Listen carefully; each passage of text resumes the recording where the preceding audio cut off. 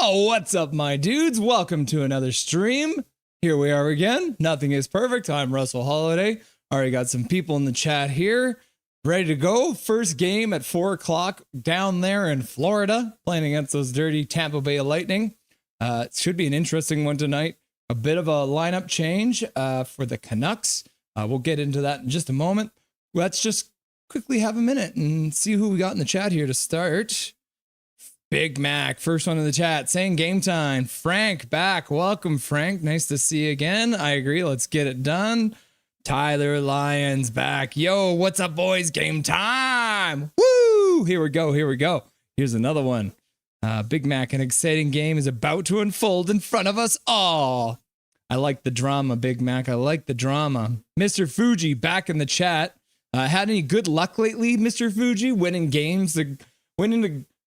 Anyone who didn't hear it, Mr. Fuji has now been gifted a membership in Kempner Canucks group and Canucks Clay. And then the other night, or I guess it was on the weekend, Canucks Clay did a 24-hour stream and was giving away the ability to go see a game with Canucks Clay.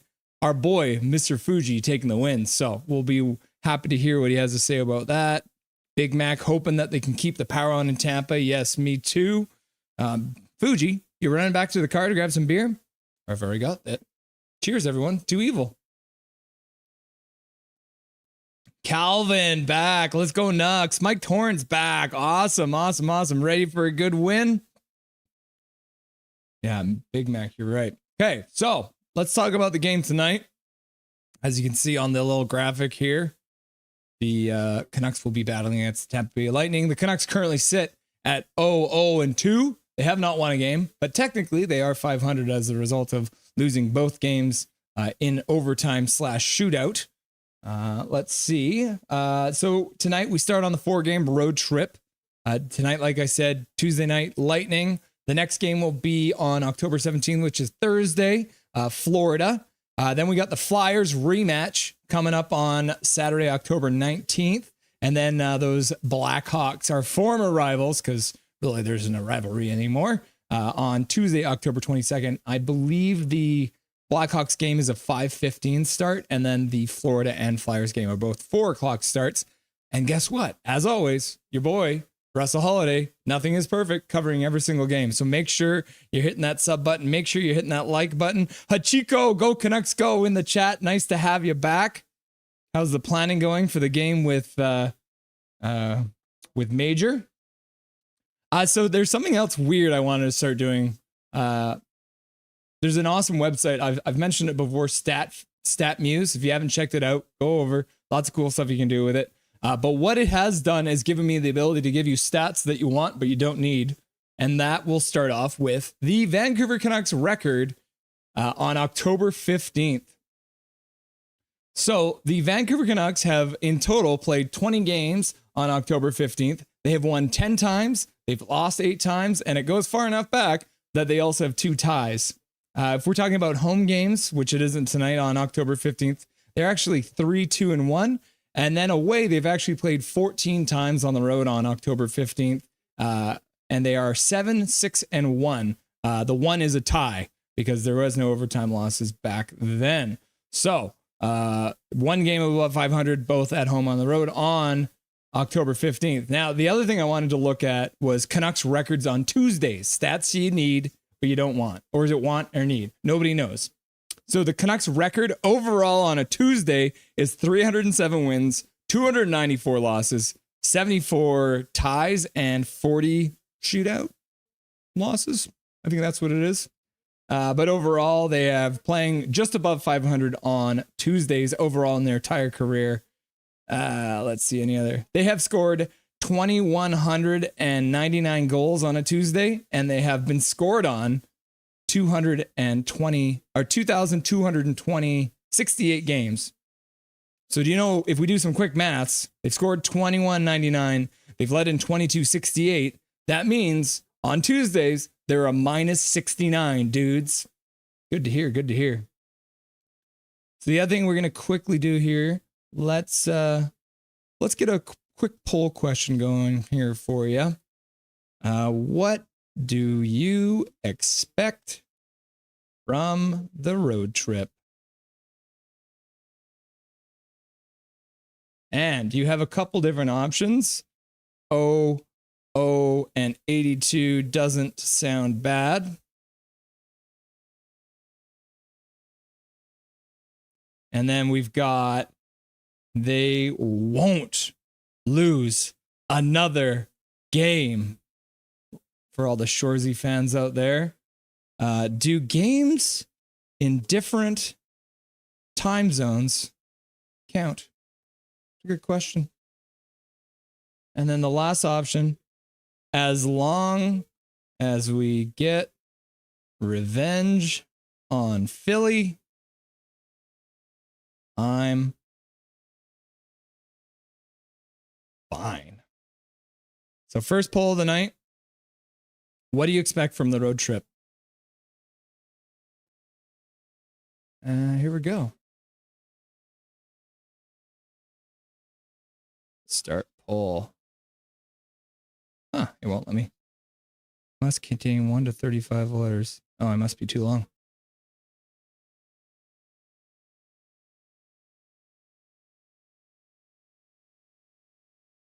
Alrighty.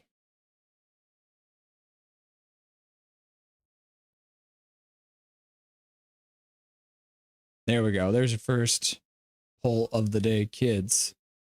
So vote on it. Let's see what we have to say. Thank you, 705 subscribers now. Okay, so let's have a look here. I wanted to have you guys watch. We had Rick Tocchet joining the media just before tonight's game. So let's have a quick look over here at Mr. Rick Tocchet talking about their first game on the road. Rick, just heading into the first game on the road this season, how are you feeling? How's the group feeling? Good. I think a lot of guys like going on the road, especially we had when you're at home with a camp and stuff. I think it's a good time for guys to bond. Plus, we're a good road team last year. We have that identity, so it's good to come on the road and I want to see us play to that identity. Shore up a few things. Obviously we even the 3-on-3 overtime. I think we can be better at that, and then holding leads. So holding leads. Yeah, early in the seasons, and we got stuff to work on. But the guys are pretty excited about this road trip. Something you mentioned was just liking the starts in the first 2 games of the season. How do you make sure they come out with that first solid 20 minutes? Yeah, no, our team most nights start on time, so I really like that. They the game plan and stuff like that. I think as the game goes on, I think that's when we got to make sure that we hold our identity. We did it, like I said, use past experiences as examples, and I told the players today, I mean, we're a really good team when we had the lead. So let's just make sure that we do the right things, right changes. I think sometimes we're staying out too long. I think that usually happens to most teams. Talk to some other coaches. That's probably the hardest thing early in the season. Quick line changes. Getting players 45 seconds and off. You can't stay out for minute shifts. No. So we're going to be constantly on players about that and hold each other accountable. Still Tyler good to go tonight? He's a good possibility. I think we dodged a bullet, so there's a good possibility that he'll be in. That was dodged one. Yeah. It's more of a pain tolerance, and I think he's starting to feel better. That sounds good. Tyler Myers might be playing tonight. He's a game time decision. No, I think it's it's early in the season. You want to try different things. I think I want to get Baines in the lineup. I don't want to see him sit. Young guys shouldn't sit that long, and I think he deserves to play tonight. What would make him a good mix with Miller and? Good forechecker. I think Millsy loves guys that get on the forecheck, that help him out. Baines has that kind of identity. Plus, you saw the 2 goals he had in the exhibition, and he can score. Even on the power play from that flank, and he can make plays. Under pressure. So I think he's a guy that we're having our eye on. That he's going to push some jobs, and hopefully he can be consistent. Sheelovs? Yeah, still play tonight. Sheelovs starting the game. Visiting with John here, but how involved are you already looking forward to February? Yeah, Coop's already. We're at a coaches chat, so he'll check in every once in a while. We're all in charge of something, so you got to get your project done, and talk about players and stuff like that.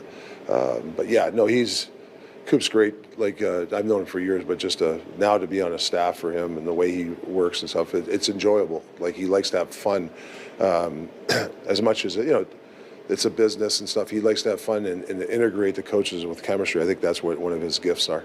Who you typically sit next to? I sit at the card table. Sure, we're playing a board game. But I've sat with Brock for I think the last 4 years now. So, Video courtesy of Mr. Glubby McGlovin. Probably read $30 last year. I love the endings of his videos. Just having some Tim Hortons in the game.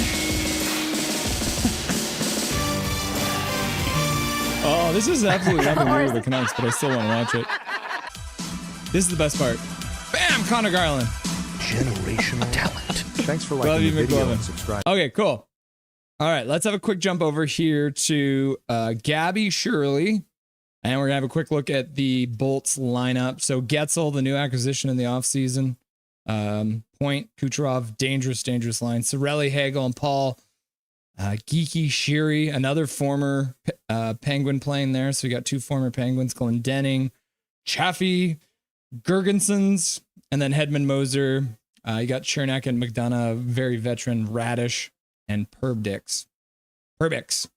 Let's have a quick look. We didn't get a full lineup out from our usual guy Batch today, but this is Dan Murphy, who you see on TV right now. As we said, Baines is going to be on a line with Besser and Miller. Heinen's been put onto a line with EP and DeBrusk. Hoglander, Ratu, and Garland, the only line that has stayed together so far through most of the games, I believe. And then Sherwood, Bluger, and Suter are rounding out the 4th line. Sprong. As we mentioned, defense will be rotating, or was rotating during this practice.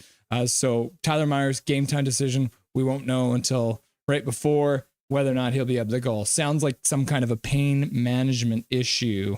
So lucky for all of us that he's doing all right. Nothing major, doesn't need surgery, any other kind of thing. So Luke Flyswatter in the chat. Welcome, Luke. I love your name. Even as a Star Trek fan, I can still appreciate a good Star Wars pun. Big Mac likes the first line, bringing a little bit more of the offense and maybe a bit more grit. We'd probably give Baines a little bit more of an offensive upside than we do from Heinen so far, right? But obviously, Baines, good opportunity for him. Tyler Lyons. Baines! Mr. Fuji, I like the name, Luke. It suits these Tampa Bay players buzzing around like some kind of ignorant flies. Heck yes. We'll use Luke Flyswatter as a weapon against the Tampa Bay Lightning. Calvin Charlie says, did Myers lose weight over the offseason? It's possible. He's a large man, though, either way.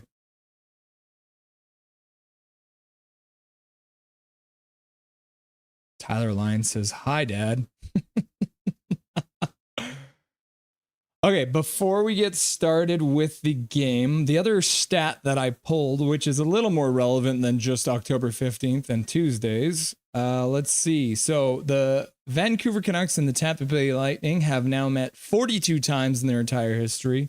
The Canucks have an actual winning record over them of 21-19-2. On the road, they are 10-11. So they actually have a losing record on the road against the Tampa Bay Lightning.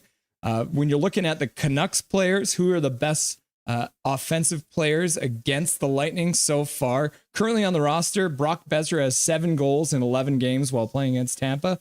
Hughes has 6 assists in 7 games. And then overall, the former Tampa Bay Lightning player, JT Miller, has 9 points through 7 games. And remember, he did play about 94 games for the Tampa Bay Lightning before getting traded to the Canucks.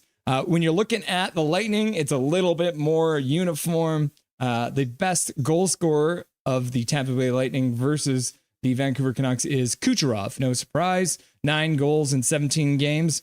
Kucherov also has the most assists with 11 assists in 17 games. And that means that overall, he's got 20 points in 17 games. So Baines on that top line with Miller is probably going to be seeing a whole lot of that Kucherov line. So we'll see how Mr. Baines from Surrey can take over from Heinen and Langley to see if he can do a little better on the top line there. Yeah, Sprong is out. It's probably going to be the same thing, Calvin, all year long. He's going to be in and out. Yeah, Mr. Fuji, with this 4 o'clock game, I won't be surprised if it takes a little bit for things to pick up. Luke Flyswatter with the news. Myers is playing. Hell yeah, that's glad. I'm glad to hear that because it looked a lot worse. Yeah, Mr. Fuji, I believe people will be coming on as they get home from work, getting stuck in traffic here in the lower mainland. And Calvin for Sprong, I think it's probably one of those things where he has been pretty inconsistent. Might need a little bit more time to learn some of the standards. But then, as you heard with Tocchet saying, he really did want to get him into a game because he has been called up. He hasn't played any games so far. He never got a game down in Abbotsford. So having him come into the lineup will be great for his development. Big Mac saying he wants to keep Myers out of here, keep him safe, maybe take a little bit more time. Luke Flyswatter, thanks. Live long and prosper. Calvin says that's a shame, but I guess the word was not to play them as much as they do good. Yeah, Luke Flyswatter, Baines is banging. Luke Flyswatter, Colin Besser with the first goal. So Calvin, so you're saying we're going to lose because we're on the road? No. It gives us an opportunity to become 500 on the road against the Tampa Bay Lightning. If the Canucks win tonight, they're officially 11-11 against the Tampa Bay Lightning in Florida. Big Mac Hughes, Besser tip, question mark. Paragolfer Pro waving in the chat. Mr. Paragolf Pro. Dustin will be once again joining us during the first intermission to talk about a bunch of various topics. Mr. Fuji says Bluger is going to score the first 5-on-5 goal. Baines will score on the power play. I wonder if he will get power play. We haven't beaten the Tampa Bay Lightning since 2018. Yeah. On the road. Yeah. I know the last game the Canucks played, they did beat them. But it's been rough the last few years. Let's say that. But I mean, to begin, the Tampa Bay Lightning were a terrible team. So Big Mac, what do you think about the Garland Gunther talk? I mean, do we honestly believe that Jim Benning would have drafted Gunther? Do we think the Canucks have the ability to draft someone like Gunther? Or would we have ended up with another guy who ends up barely playing any games and ends up getting traded? So I get the idea of Garland versus Gunther as a chat because the pick did go to Arizona as the result of the Garland trade. But at the end of the day, I don't know if the Canucks would have even drafted Gunther with that pick. Mike Torrance, first game since the hurricane. I believe so. The Tampa Bay Lightning originally had their home opener scheduled the other day, but was canceled because of the hurricane. And thus tonight is actually their home opener. So once again, as we like to do, we can talk about the first thing of this. It's the first shot for Tampa Bay at home. It's the first goal for Tampa Bay at home. But we're not really going to do that, are we? Luke Flyswatter. Oh no, I think Shelov's is in net. Yes, Luke Shelov's is in net. I was listening earlier, and one of the things that a lot of the experts are talking about is if Shelov's doesn't play tonight, he probably has an 8 or 9 day gap between games, and that is probably too long to be sitting. I won't be surprised if the Canucks just flip-flop for the remainder of the season until Demko gets back. Mr. Fuji, 44 firemen from BC are at this game for free as they work the last 2 weeks in Tampa preparing and fixing storm damage. That's very cool. So the Tampa Bay Lightning doing right by a bunch of people who went down from BC. 44 firefighters. Very cool, Tampa, to do that kind of thing. Mike Torrance saying Hogg for his first goal. Hogg for his first goal. So I guess it's his first. He'll score the first goal and it is his second. That's what I'm going to read that as. Calvin Charlie. Big up them firemen. Yeah. Gotta love the firemen. It's one of those things, right? If you think about all the first responders, you got your firemen, you got your police officers, you got your ambulance drivers. Everyone loves the firefighters. Everyone loves the ambulance drivers. The cops get the short end of the stick. Paragraph of Pro, Mr. Dustin, saying Baines will probably be on PP2. Yeah, I guess with Sprong coming out, that is a good call. Paragraph Pro, Dustin, if you pass on Tkachuk for Levy, you aren't picking Gunther. Yeah, that's kind of my thoughts on that situation. I think there was a video the other day of someone essentially saying, I would choose Garland over Gunther any day of the week.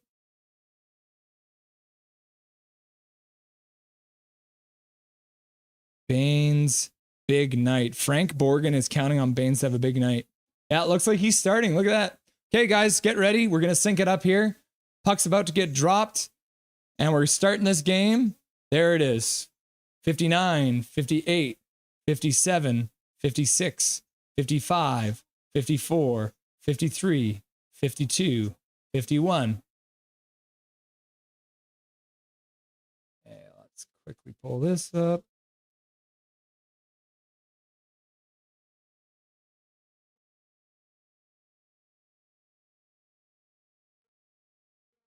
Canucks possessing the puck to start.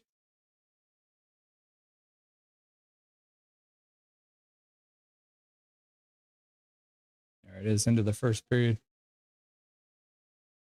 Quinhusen. What? They have Ratu playing defense tonight. I don't know if that's correct, but the little graphic just said Ratu's on defense. Shelovs with a good reaction save. Sorelli all alone in the slot gets a really, really good shot there. Mr. Fuji asking everyone to like and sub. Thank you.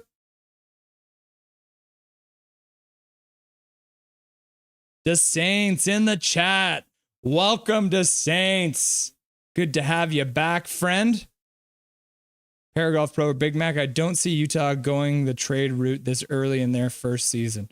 Yeah, I mean, plus they just signed Gunther to what, like a 7 or 8 year deal? So I think he's going to be a cornerstone of that team.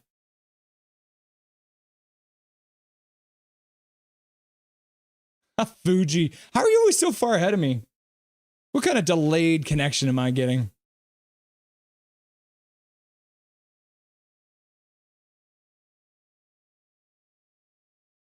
$18.56. Shelovs with another save off a clean face-off win. Tampa now has 3 shots in the first minute and 7 seconds.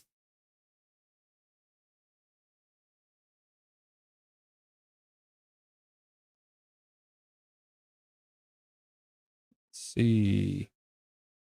Yeah, the Saints raced home because I know Fuji would miss me. Absolutely.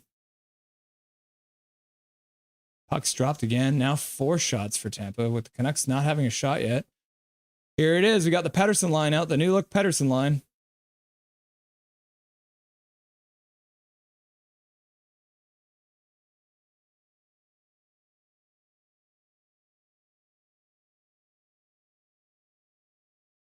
Canucks lose the puck coming through center.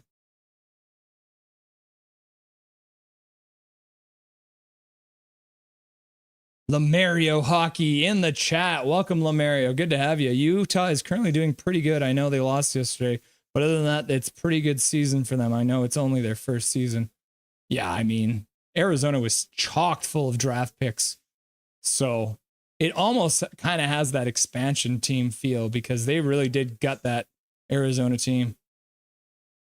Puck deep in the Canucks zone, just under 18 minutes left to go in the first. 5 shots for Tampa now. Canucks have yet to even get it into the zone.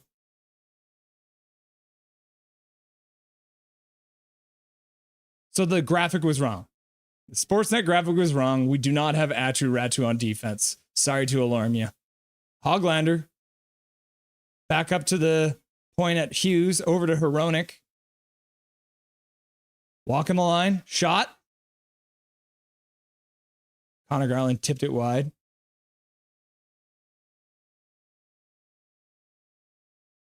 Garland spinning.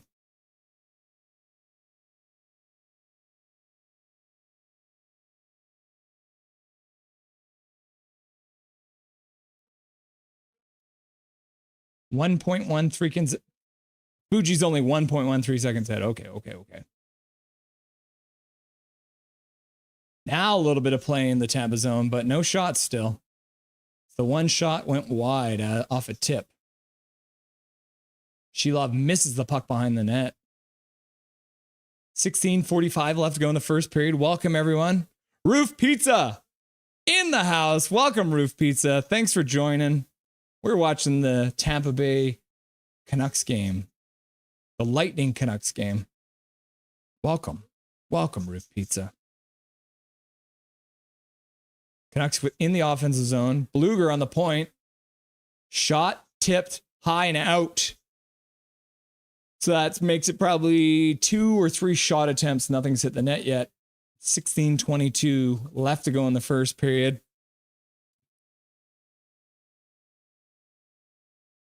Luke is watching on the TV.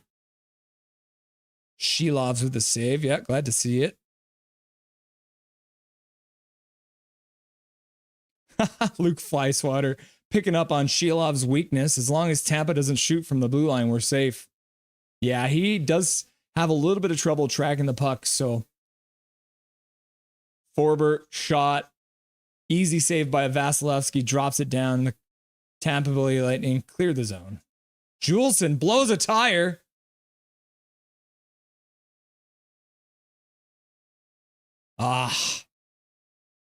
That's not great. Juleson blows a tire, controlled the puck for a minute, but then gave it back. And against Kucherov's line, there it is, right? You got to update the stats now. Kucherov now has scored 10 goals against the Canucks in his 18th game. Just wild.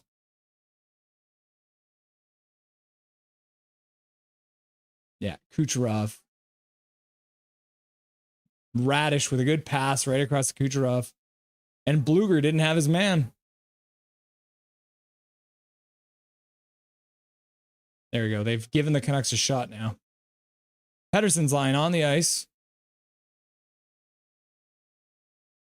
DeBrus tips the puck down low. 15:50 left to go in the first. 1-0 Tampa. See what kind of reaction we get here from the Canucks.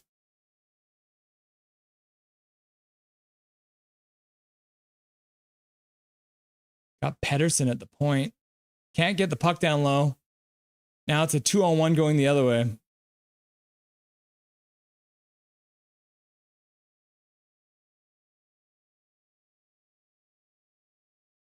What do you want from me, Mr. Fuji?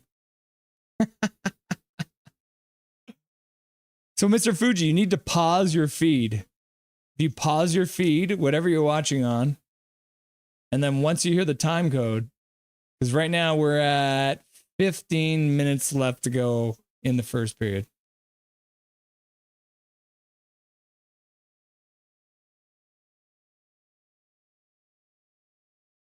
Let's follow up on this first poll of the night. What do you expect on this road trip? 0 and 82 doesn't sound so bad. 23% of you. 15% of you are Shoresies fans. They won't lose another game. And then 8% of you do. Games in different time zones count. But the winner out of what do we expect from the road trip, as long as we get revenge on Philly. Agreed. 1 and 3 on the road trip with 9-0 win against Philadelphia would be fine with me. Miller's line on the ice. See if they can get any kind of momentum going here. Baines working hard on the half boards.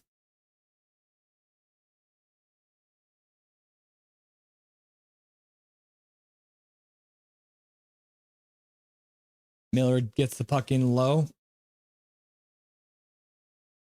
But Tampa just recovers the puck and turns it around. Right back up the ice. Good transition.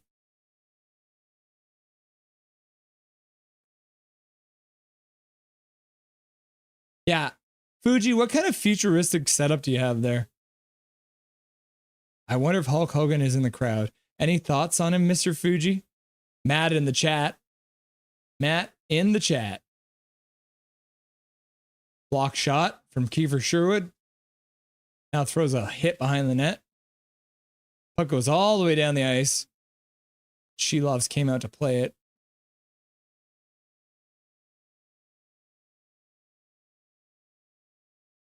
Puck turned over at center. Chaos. Juleson touches it back up. So it's Juleson and forward as a defensive pair. I haven't seen Myers on the ice yet.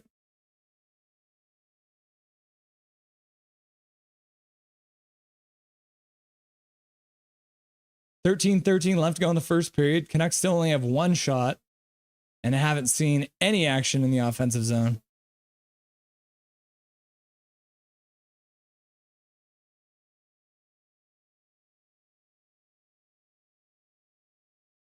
Patterson with a hit.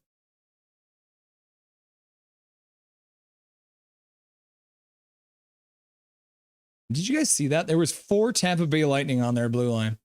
Are they going 1-4? Is that even a thing?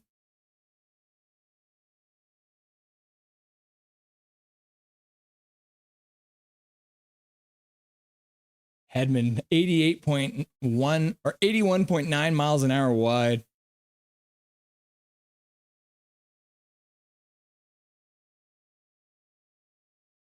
Heinen. Still down low.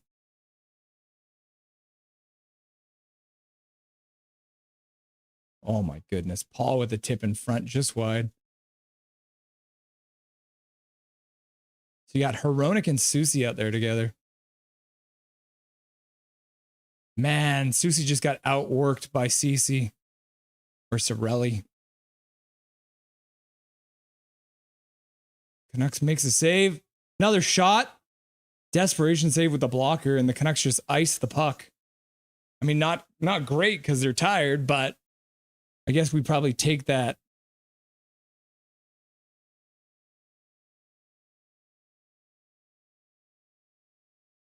Mr. Fuji, do you not like Hulk Hogan? Is he a liar? Why is he a liar? Explain this to me. Matt, welcome to the chat. I wonder if Hulk Hogan is in the crowd. Any thoughts on that, Mr. Fuji?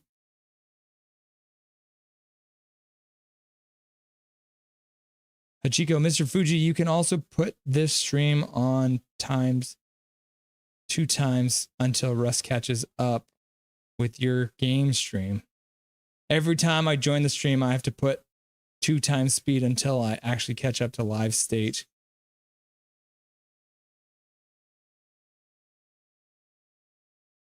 You have like a direct feed from the stadium there, Mr. Fuji? You got some kind of secret setup here?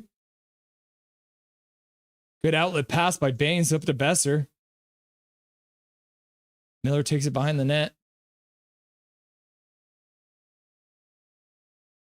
Juleson. Are the Canucks playing with 5D?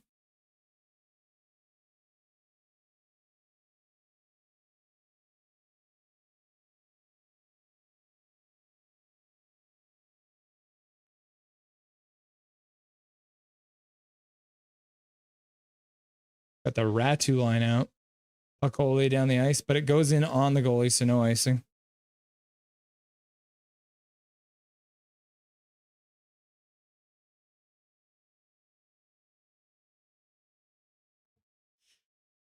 So for me, when I look at my stream, it's a 20-second delay.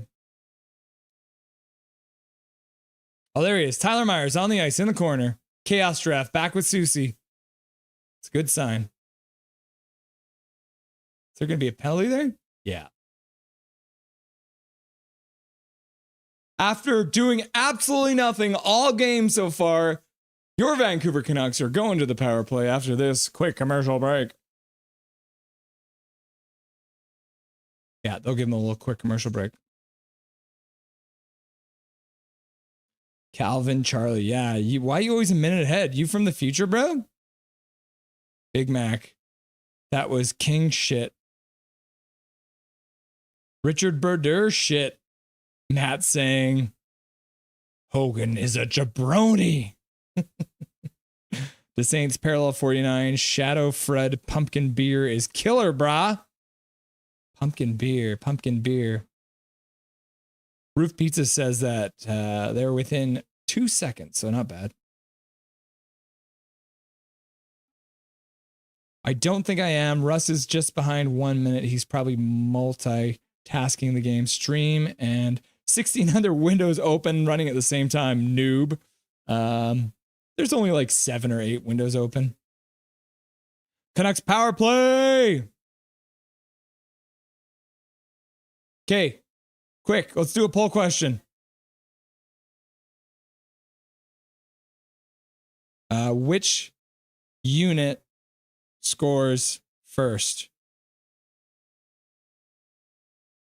The PP1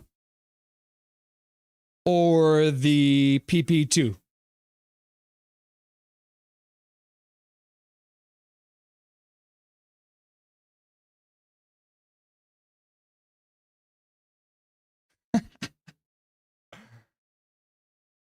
Well, let's see here. Good chance for Baines. Yeah, not bad.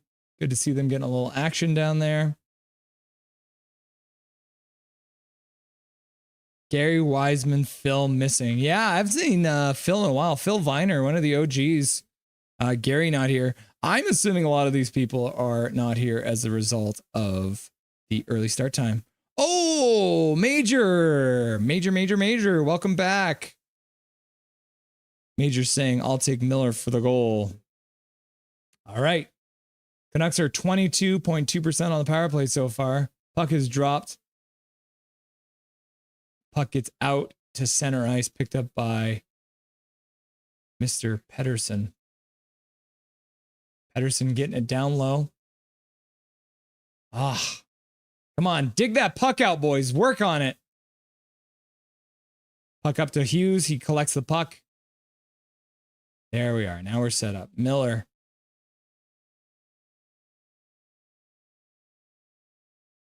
Pettersson shot through the crease. Minute 30 left to go on the power play. Quinn Hughes didn't shoot. I thought he would.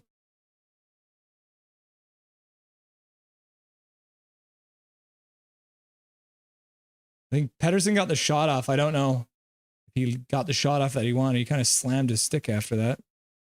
Isn't that weird, Mr. Fuji? You literally said Major Tau, and like 2 seconds later, Major Tau's right here. Did I miss your first comment, Major?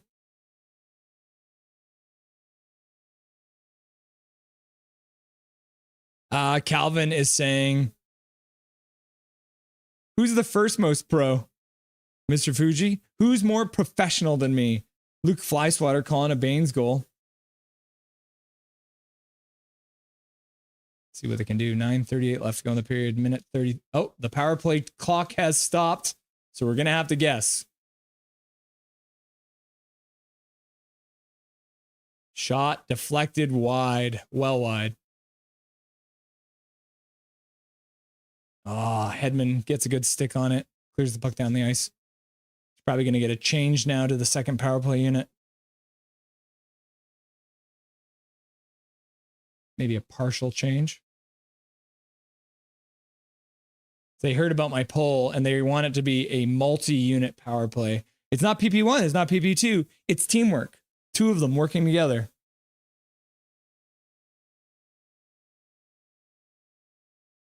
Hronek through center, dumps the puck and chases himself. There we go. Susi and Hronek both out on the power play. So different look.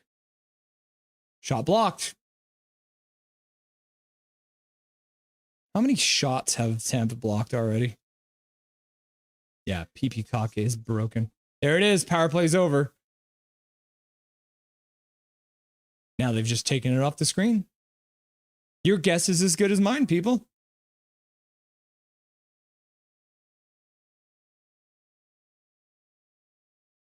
Major says, yo, I'm here, but I might just have audio for a bit.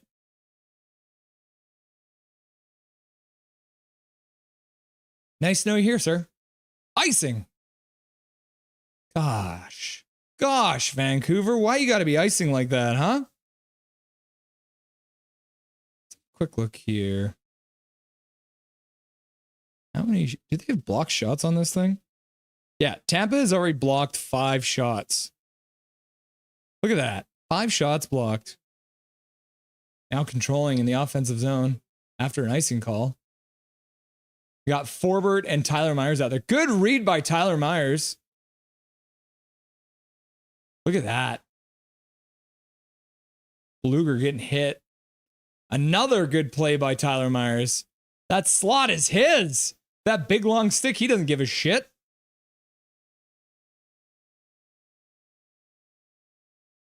Tampa Bay has broken the clock. Got the Ratu line out now. Sherwood still on, hasn't been able to change. Might be just a different line because of the power play.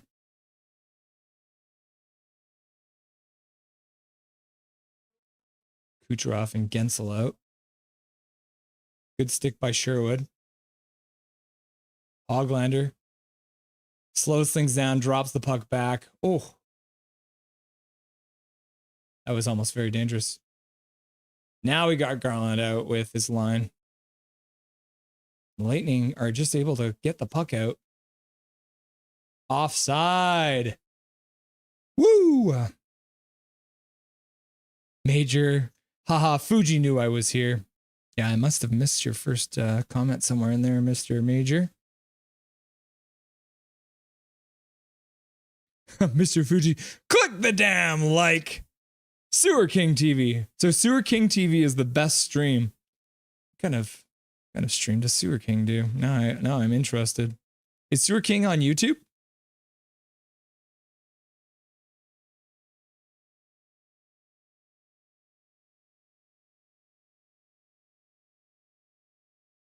Sewer King. Interesting. This is what I have to live up to, I guess. Sewer King, the straightest man alive. He kind of does look like Hulk Hogan, actually. What kind of videos does this guy do?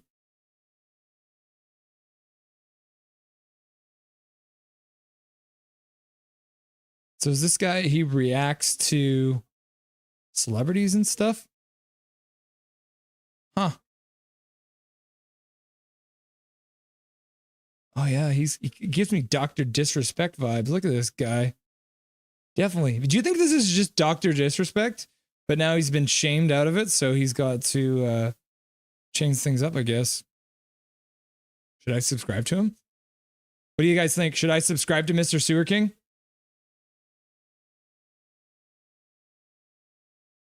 Guess we can get rid of this poll.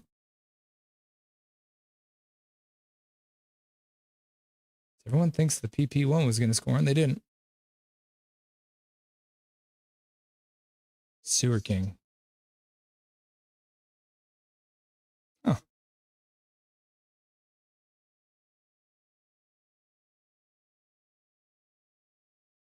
Yeah, Tyler Lyons, hand him a book. McDavid heard about this poll and is interested in his PP.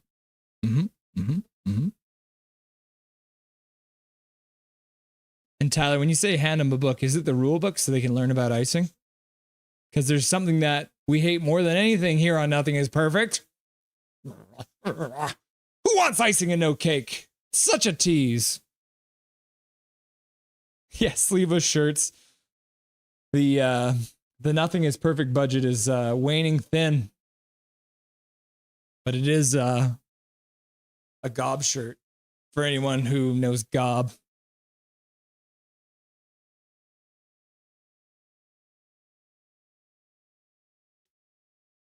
Yeah, everyone's like, yep. Okay, Sewer King it is. The clock is still broken in Tampa Bay.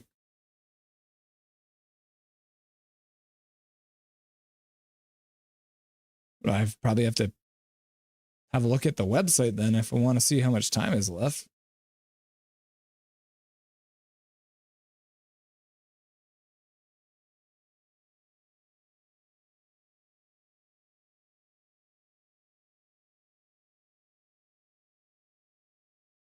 I go to NHL.com to see if I can get a clock on this game.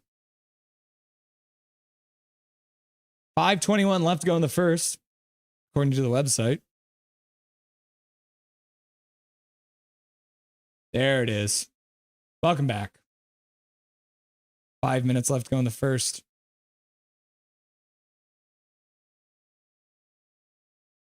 Canucks now have 5 shots. But we're 15 minutes into this game, and it feels like the only thing they've done is a little bit of power play work, but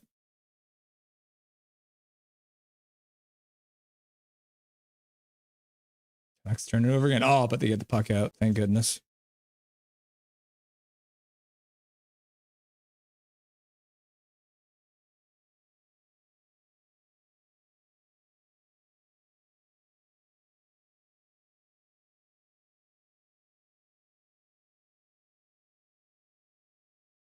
Yeah, Tampa's doing a 1-2-2.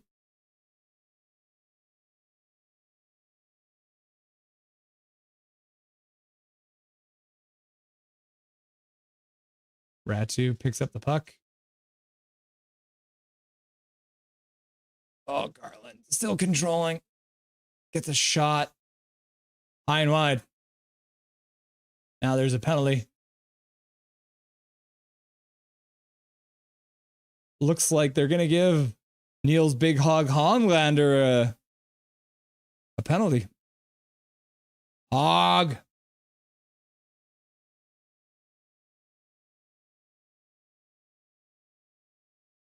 I feel like you're trying to set me up for some disaster here, Mr. Fuji. No, Sewer King is from Richmond, ran to the States. Best videos ever to watch with wife. I personally promise that to be true. Are you trying to get me divorced or something?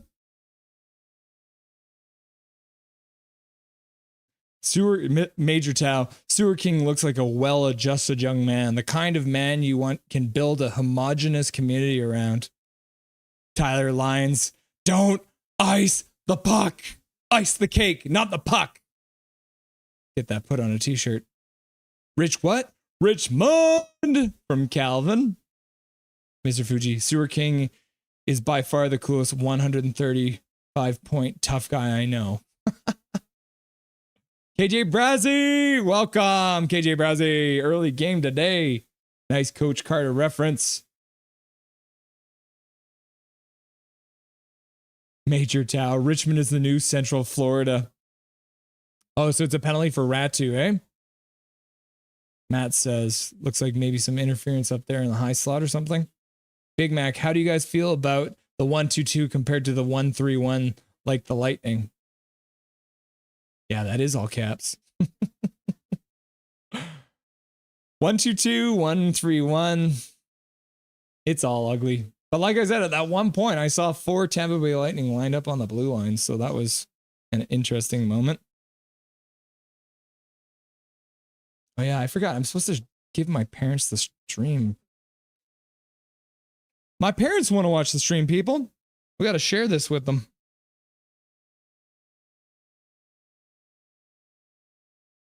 Yeah, Ratu getting a little too aggressive, I guess.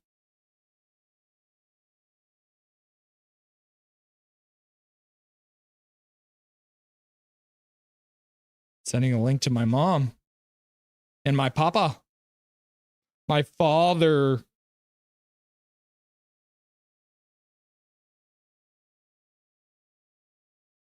Playback underway. 3:55 left to go in the period. Tampa Bay goes to their first power play.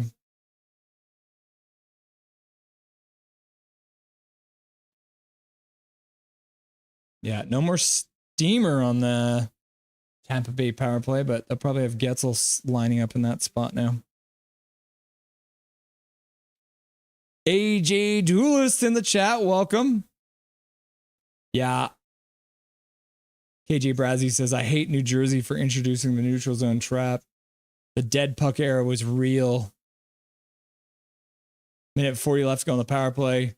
3:40 left to go on the first period. See if the Canucks can stop this very effective Tampa Bay power play. Hronek and Kucherov, Suter battling in the corner. Tyler Myers out there too. Canucks dig the puck out and get it down the ice. AJ Duelis, Petey has had all the time in the world to shoot on the power play, and he just doesn't. Like, what the hell? It's got to be in his head, right? Like, the boy is seeing things that he shouldn't be seeing, and he just needs to take a shot. And I think that's a general thing you can say a lot about the Canucks. And I mean, especially last year when everyone was talking about PDO, right? Their shooting percentage was ridiculously high. They just try and get the perfect shot. Just get the shot through. You don't have to pick top corner every time, Petey. Just get the puck through.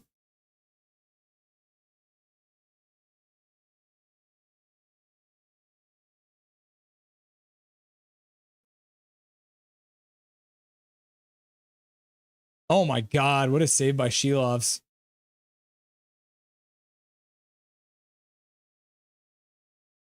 Pettersson, shorthanded, with an option in front. Hey, he put it on net. He did what I said. Good job, Petey. Shirtless, eh? You might have to do that on an OnlyFans stream. The Saints, you know? A little bit less, a little more skin. But you guys can see the guns now, right? My, like, bartender guns. KJ Brazzy, it's all right. Almost forgot about the 4 o'clock game. Yeah, these ones sneak up. Canucks now control with 1:40 left to go in the first period. Up to 6 shots. Looks like they prevented Tampa from getting a single shot there. So I don't know if Shilovs even touched that one. Maybe it was a Canuck in front. Oh, JT Miller blows a tire. Oh, Besser blows a tire.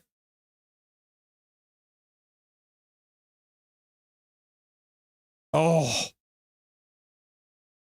Sherry tries a wraparound. Gets blocked and sent up to the point. The Canucks have 6 shots. The Tampa Bay Lightning have 9. 69, dude.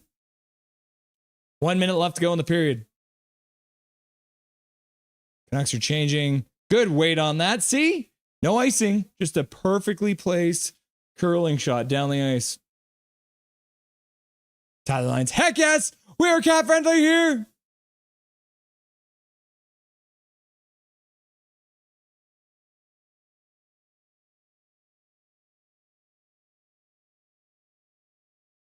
Lightning out again.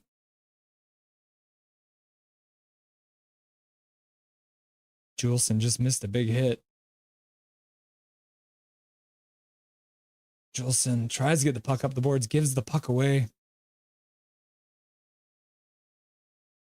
Shilovs with another good save. Good reaction.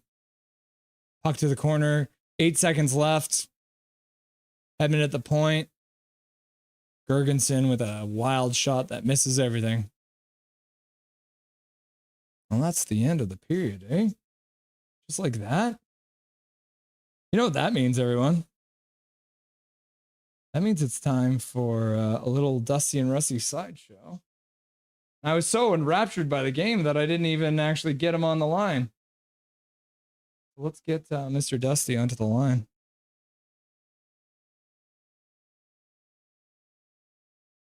"20 minutes gone. Hey, buddy. I can see him already, but you guys can't. So we're just going to jump right into it right now, eh? Oh, look at that beautiful man right there. How you doing today, brother? Good. How are you? Good. Early game. Did you forget, or you were right on it, right?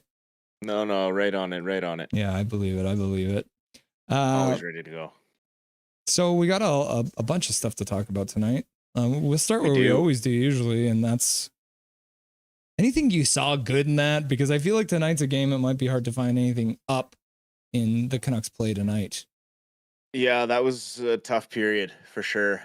You knew Tampa was going to come out flying. Their first home game, the hurricane, everything they are going through as a community. Canucks wise, the top line looked promising. Baines had our best scoring chance so far. He's been hard on the puck. Everything else looks very well. Shilovs too. This game could very easily be 3-4-0. He has made some big saves, especially late there. So other than that, it's pretty sloppy. I think we're seeing a lot of the growing pains of adding 7 guys to the lineup in the offseason. Training camp is training camp, but once you get into game situations, it's a totally different beast. So I think we have to be patient over the first 10 games. I think we have the players in place, but we really need time to start to gel and find, how everyone's going to fit into each role. Yeah. I think for me, the up was just Tyler Myers being in the game. And then on top of that, I mean, I didn't even notice him for the first little bit, but that penalty kill, I mean, there was probably 3 or 4 attempts to go right into the slot, and he had that thing covered. There was nothing going on. So that would be my up. Tyler Myers playing and actually looking really, really effective out there, at least for that penalty kill. Yeah, and we talked about that last game, when Forbert was in the slot there, and it would normally have been Myers where he chokes off those passes. He really clogs up that middle well. So he's a very welcome return on that penalty kill for sure. So it might be a little easier to look at downs then. What are your main downs for the Canucks through that first period? Oh, I mean, our power play's got to shoot. We got too many guys that look tentative to shoot right now. Their confidence looks shaken. Many of the most successful power plays across the league generate their chances on the power play with a shot from the point, and then whatever happens from there happens. We don't do that a lot, and we work the perimeter to death, and eventually the box gets too small to move a puck into the middle, and we have nothing to work with. So I don't know what needs to change there, but maybe it's time to try Hronik on the power play 1 with Hughes, maybe as just a shot guy. I don't know, but someone's got to start shooting from the blue line. Well, one of the kids in the chat here, AJ Duelist, made a point. Like, there was that one play on the power play, Pettersson looked like he had, enough time to have a coffee before he even took a shot and didn't. Yep. So and same with Hughes too. He had a great chance in the slot on the power play, and he deferred over to Petey, and they both just look like no one wants to pull the trigger. Is it one of those things, I think a lot of the time with these skilled guys, is they're looking for that perfect shot. They're trying to put it bar down, but then there's something to be said for just getting it through, getting it to the net, and seeing what happens with chaos in front. I think it's a little of both. I think everyone's trying to be too perfect for sure. I think anyone who takes a shot wants to score, so they're very picky. But I mean, at some point, it's just you just got to get pucks to the net. Pucks to the net is what's going to get goals. So, sometimes you got to get a couple dirty ones to get your confidence back up. Some grease on that. I guess the next topic is actually kind of a down as well. A little upsetting news coming out of the OHL. Canucks prospect Romani, with a fairly serious injury, broke his clavicle the other night. That's probably going to be a couple months out. And after a big 111-point season, kind of a steal to pick him up where we did. Was it the 3rd round or 162nd overall? I think it was 6th round. Sixth round. Yeah. So I mean, he was a steal. So no major risk there, I don't think, in the sense that it's unfortunate. Hopefully he can come back this season and have some of that offensive spark he had last year. He was a point per game before he was hurt. The nice thing is he's a July birthday, so if needed, he is eligible for another year in junior. So that is another positive to him, to his draft pick. I mean, it's just such a tough situation too. Obviously, it's all about development down there in the OHL, and if you're sitting on the sidelines, there's no development happening. So, like you said, having that extra year with that with the July birthday might actually be great for the Canucks, and maybe push his development just a year down the road. Hopefully. Yep. Yeah. Hopefully. It'd be nice if he can get back and get into the games this year, but it's hard to say with a clavicle. It could could take a bit. It's going to take a bit to heal first and foremost, and see if he has any pain. So we'll see what happens. Now, I'm not a doctor, but the clavicle is it your collarbone? The collarbone. Okay, yeah. And obviously that's when your arms are a big part of that. So, I mean, hopefully everything heals up proper. Maybe he gets a little Iron Man inserted into him. Absolutely. So we got the first game of the road trip tonight, obviously. 4-game road trip swinging through Florida and then Philly and Chicago. What kind of expectations are you setting on this road trip after a couple of rough overtime / shootout losses to start the year? I think realistic expectations we got to have as fans is a 500 road trip. Mm-hmm. Tampa Bay is Tampa Bay. They are ready for this home opener. They're going to be tough. Florida has come right out of the gate, just right where they left off. They're scoring goals. They look dominant. So that's going to be an extremely tough game as well. Philadelphia, for whatever reason, it's one of those teams, you know how we always seem to have crazy games against the Anaheim Ducks where it's just like they get out of control and it's always right around Halloween. Well, Philadelphia is another one of those teams where it just is inexplicable, where we're like, we've only have 16 wins all time against the Philadelphia Flyers. And it just doesn't make any sense. I mean, the quick maths, that's like 1 win every like 4 years or something like that. Yeah, I think we have double the amount of losses that we do wins against them. It's just, yeah, I agree. For whatever reason, I feel like the Chicago game's probably a gimme. Like Chicago has added some veteran presence to surround Bedard, but at the end of the day, they're a team that the Canucks should, with their system, be able to beat. Yeah, on paper, it's the quote unquote easy game.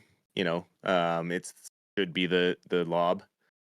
But they have been scoring very well to start off the year. So we will still have to be on our toes. We can't take any team lightly in this league. Yeah. Bedard with 5 points through his first 3 games. So looking really good so far. So yeah, you're saying you probably end up with 2-2. So they beat Chicago, they lose to Philly, they beat Florida and lose to Tampa, maybe? Maybe they might beat Philly. I think they have a better chance of beating Philly, getting payback against them. They might be able to win this game tonight. So it could be the Tampa Bay win again and the Chicago win, but I think 500s are likely best case scenario. Yeah. So I mean, Canucks fans are nervous right now. The next topic we're going to talk about is the Edmonton Oilers. Yeah. How worried are they?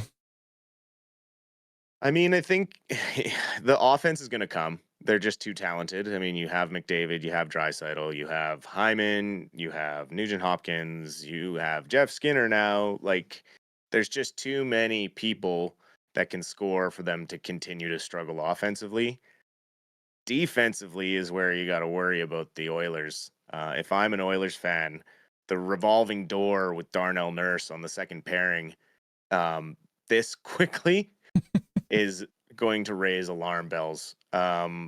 With the cap strap they have, I mean, he's a $9.25 million cap hit. He's getting paid $12 million this year to be maybe a fourth guy on the blue line. It's going to seriously hurt their chances of picking up useful players at the trade deadline. I really don't see how from the blue line to the goal crease them improving from what they have now. Also, their penalty kill has gotten much worse. They lost Cody Ceci, who ate a ton of their penalty kill minutes, and you're seeing that big time. The player they traded for him was a healthy scratch the last game, so Edmonton has a long way to go. They have a lot further to go than us, I think, when it comes down to it, because the things they should be doing will come, but the stuff they need to be doing, there's some big question marks and red flags on those. I mean, you wonder if the long run into the playoffs last year, losing the Stanley Cup final, hurts them. The stat that everyone's been talking about the last time the Oilers started 0-3 and made the playoffs was 1981. And it was a year that Wayne Gretzky scored 55 goals and 164 points. and they began the season losing 4-7 to the Nordiques, 2-3 to the Rockies, and 0-2 to the Buffalo Sabres. So only one team even exists from that. But you look at it, like they lost 6-0 to the Jets, 5-2 to the Blackhawks, and 4-1 to the Flames. So it's not even like they've been in these games. I mean, the Flames game, they were definitely in it, 2 goals called off and all that. But at the end of the day, the Flames is a team that they should be able to handle easily. Absolutely. I mean, they're being outscored 15-3 over those 3 games. That's not something that a Stanley Cup final team should be doing. But they did lose some key pieces due to cap issues, and you could see that coming, and it's only going to get worse for them from here. Okay, enough talk about the Coilers. Let's move on to just down the highway, number 1. Abby Canucks, we've talked about it. You're our man. Can you give us just a quick update on the 2 games that they've played so far? Yeah, they picked up 3 of 4 points in Calgary, which is a positive start to the season. Patera played the second game. Everyone overall looked pretty good. The offense looks great. They absolutely peppered the Calgary goaltender in game 2. I think they had 48 shots, and 43 of those were in regulation. Wow. So the top line with Nielsen and Carlson looks very good to start the season.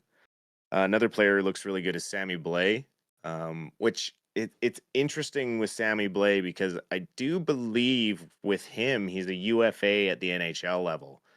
So if he really starts going, I think any team could realistically step in and take him. I don't know what rights we have to him at the NHL level anymore, due to the fact that he is only signed to an AHL contract. It's not a 2-way. It's not the PTO. He was released from the PTO. So, but he has looked very strong out of the gate as well. Another guy who has looked very good is Eric Brandstrom. It looks like Alvin has pulled off another magical trade and picked up a player who could be very useful. He looks very speedy. Yeah, I saw him he had a really good dash net. Didn't end up scoring, but his stick handling looked really, really good on that play. Yeah, his puck control with speed is very, very nice to watch.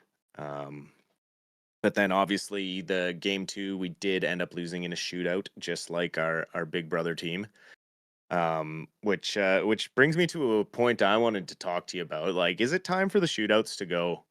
Hell yeah. I was really frustrated with the last game watching I don't even want to say effort that our players put into the shootout, save for Jake DeBrusk, who went in there flying and got our only goal.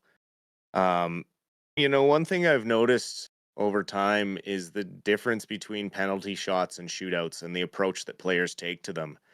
When you see a player take a penalty shot during the game, they tend to come in with great speed, get the goalie on his heels where he can't move or react as quickly, and they tend to score far more often on a penalty shot.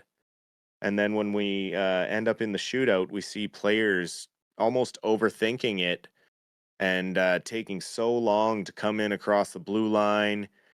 They're going side to side, just barely keeping their forward momentum. It almost takes away from the spirit of the game in the sense that, like, what are we doing? What am I watching here? Well, it's one of those things where they brought in the rule. Solution? Remember when it was they had to keep the puck moving forward, right? Yes, and that's still technically a rule, but it's being so it's being so leniently called, and players are taking advantage of that, and it's just getting to the point now where I don't know what the answer is. I personally enjoy the 3-on-3 overtime far more. I think it's very exciting, and I think if we just went to a 10-minute 3-on-3, that most games would be decided in that overtime. Players just don't have the gas in the tank to keep going 3-on-3. It's one of those things, I think, from a novice hockey fan, I think the shootout can be very exciting. But for anyone who's been watching it for years, I mean, you even saw it at the Olympics years ago. I was just watching the Czech highlights where Gretzky sat on the bench for whatever reason. And if you're ending a team game in a skills competition, it just feels wrong to me. Yes. And I mean, there's a reason why it's not used in the playoffs. And I just don't agree with the difference in playoffs and regular season. As far as I'm concerned, if we can't get a finish in 10-minute 3-on-3, then we need to bring back the tie point. Ooh, we were just talking about the tie a little earlier. Yeah, like 3 points for a regulation win, so that it forces teams to try and push for that win and not rag the puck too badly. Like that was the big problem with that's why the overtime point was gone, because of just ragging the puck and letting the time run out and getting that point. But I think if you put some incentives in place to push teams to push for that extra win or push for the win, it could be the difference on game 82 of making the playoffs or not making the playoffs. So I definitely think there's a way to make it more exciting and to make it more in the spirit of the game, but I just don't know what the answer is. Thinking maybe a shot clock. Could be. Well, Dustin, as always, I appreciate you coming on. Nothing is perfect. As everyone can see, scrolling below him, Paragolf Pro, Paragolf_Pro on Twitch, Paragolf Pro on Instagram. Check him out. And you're thinking the Canucks come back tonight, eh? I think we have a much stronger second period. I think we come out flying in the second period. The first period, we definitely needed to weather the storm. Tampa Bay in their first home game. I expect Tocchet to have some interesting things to say in the first intermission, and hopefully our boys hear it and come out great guns here. Cool. Awesome. Thanks for joining the show, brother. We'll talk to you again Thanks soon. for having me. Yeah, have a great day. Absolutely. Enjoy the rest of the game. Canucks. Bye. Cheers.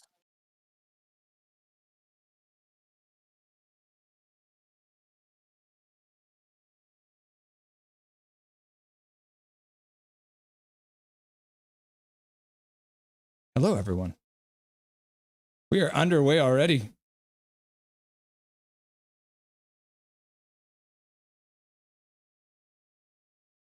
Into the second intermission here, kids. 13 seconds in.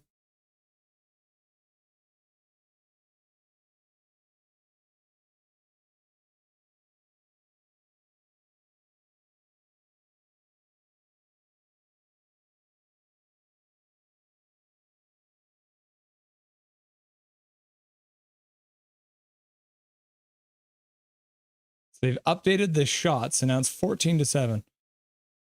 Puck off the faceoff goes right to Shelovs, and he reacts well to make the save.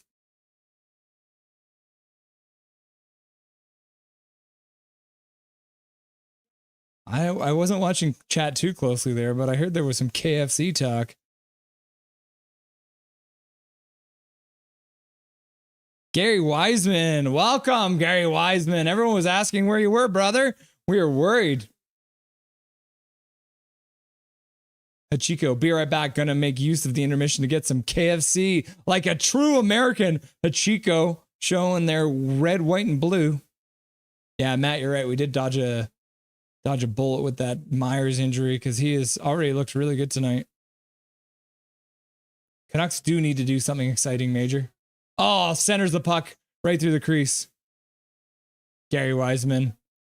How do we look in the first? Not good, KJ Brazzy.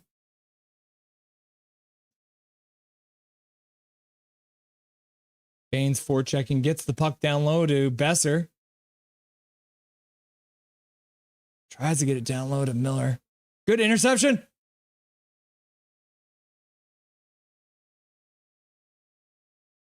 Back up to the point. Some pressure from the Canucks. 5-on-5. Is that their first 5-on-5 shot of the night? Good work, Besser, holding that puck down low. The Canucks are starting to change. 18:30 left to go in the second period.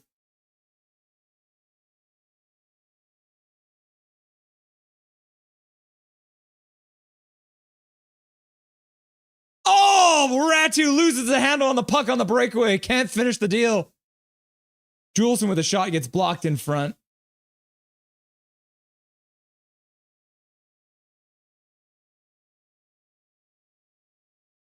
There's a better start to the period. 2 minutes in, the Canucks Couple of shots, breakaway. Looking like they got a little more oomph in their game, if you will. Juleson tries to play the puck down low, but gets blocked. Ratu's there. Yeah, Juleson and forward as a team. No icing. Gary Wiseman, is KFC still good in the States? Hachiko, yes. KJ Bradley, Peter Slander incoming. Gary Wiseman, the one in Vancouver, there are a few. There are only a few are crap. Gary Wiseman saying Church's chicken. Tampa with the puck in the zone.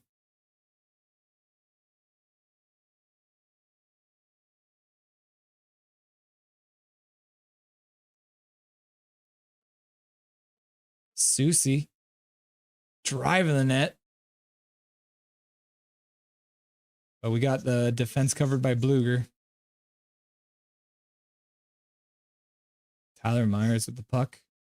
Lifts the puck to center. Looking to get a change.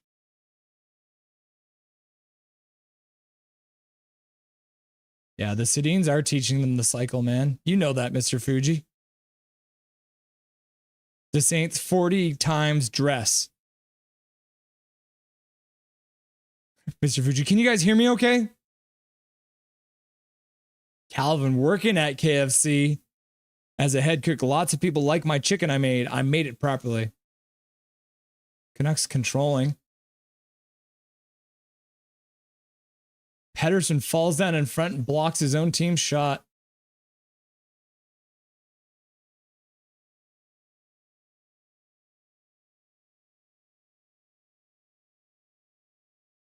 McDonough.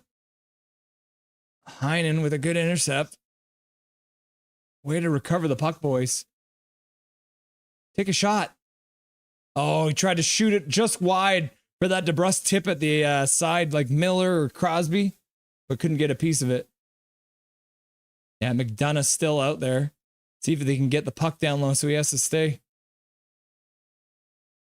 Oh, Baines can't control the puck. Has to bring the puck out to center.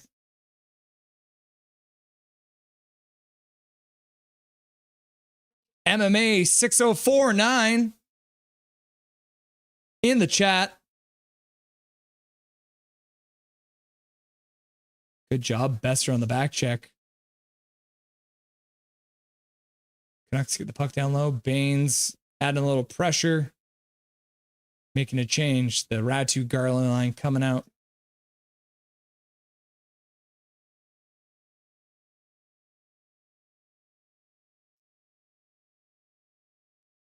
Gary Wiseman did not have faith. Ratu across the blue line. Myers with a shot. See? Not a hard shot. Not trying to rip a top corner. Get it to the net. Tyler Myers. Is he the best player on the ice right now? Canucks power play.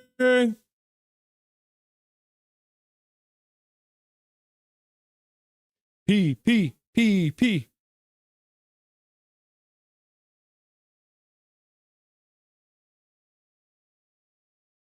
MMA 6049. I can't get the radio stream going while in an airplane, but I can watch YouTube videos. Frustrating. Yeah, Ratu, a little replay on his breakaway. Would have loved to see him finish that. So we got the first power play in and out. 2 shots on the first power play. See if they can do a little better on this one.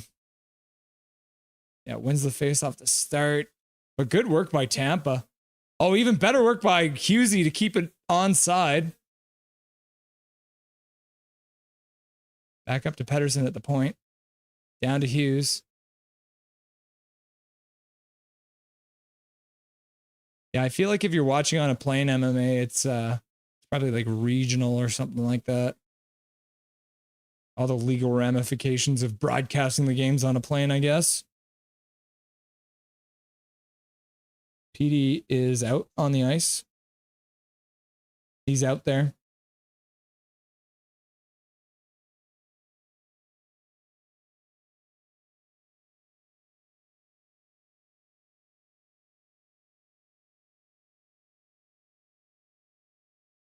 Looks like they broke the power play. Oh, offside.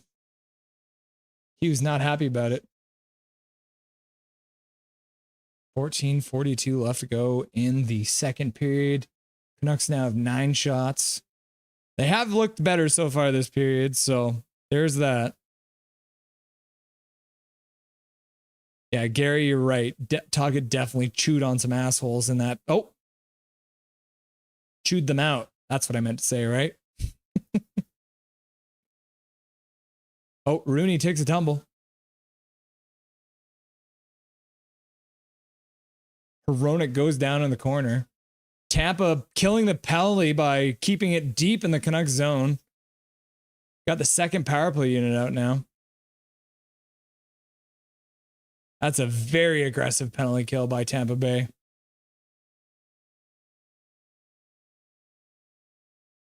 Yes, KJ, you are right. He is looking overpaid.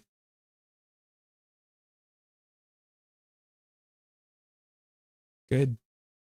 Heinen with a slap pass. Well, it was more of a wrist shot pass tip, but the Sedins would still be proud.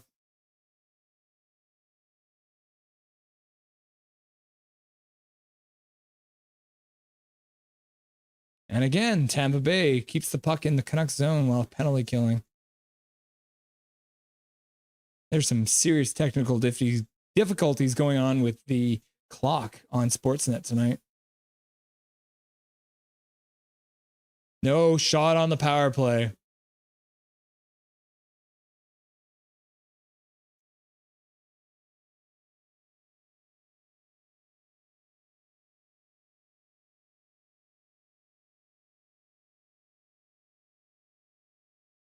Oh my gosh, how is he so alone?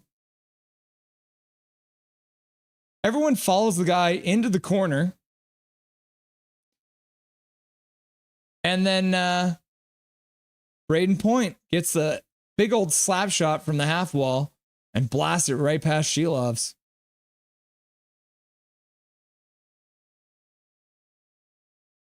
Nobody takes them. Tyler Myers and Susie get spun, and nobody takes the man. They didn't change assignments. They didn't change. Purple Lion in the chat, welcome. What is happening? The Canucks are shitting the bed. That's what's happening. See if they can get another shot here.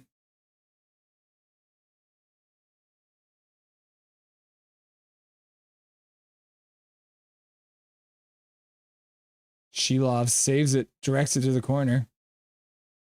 Myers knocks it down with a high stick. That's very uncharacteristic of Susie and Myers. Usually they play really, really well together.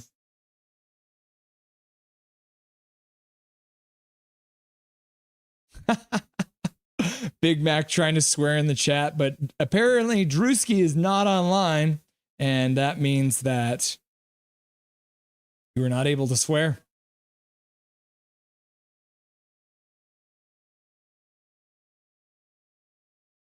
$11.6 for what? I don't know, Tyler. I don't know what. Yeah, Luke Flyswatter. Tampa Bay scores. Gary Wiseman doesn't get you much at McDonald's these days. Yeah, you might get a meal for 11.6. Gets a oof. Goal.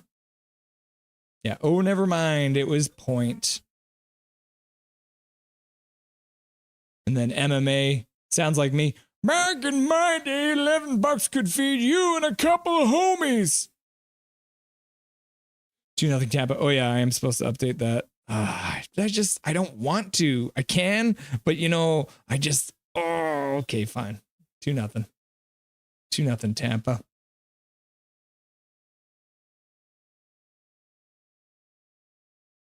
Chico, we are so back.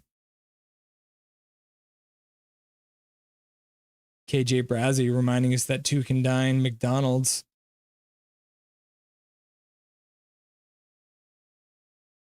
Calvin saying 7 Canucks. Big Mac calling out purple. Tyler Lyons, I'm thinking the same. Come on, boys. Big Mac started it. Not my fault, guys. And I'll finish it too. Winky face. Love you, Fuji.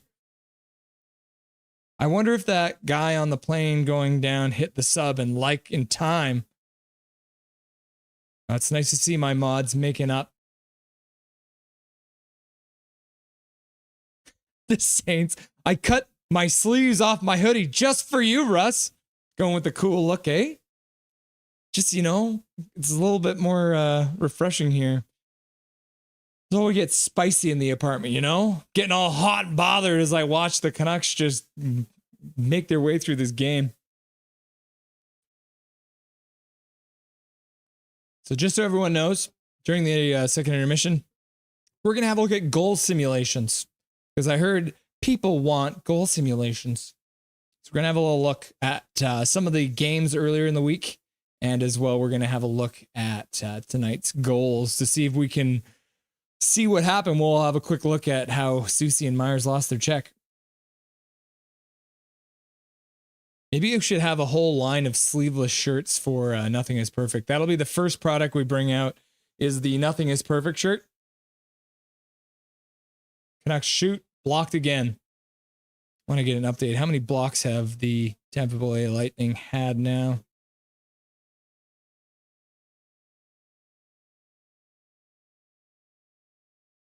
Tampa now is 7 block shots.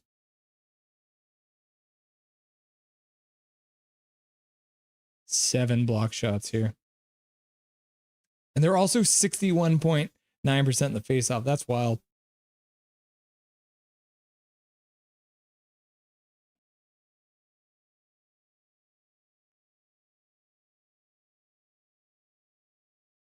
KJ Brazzy, you can wear whatever you want.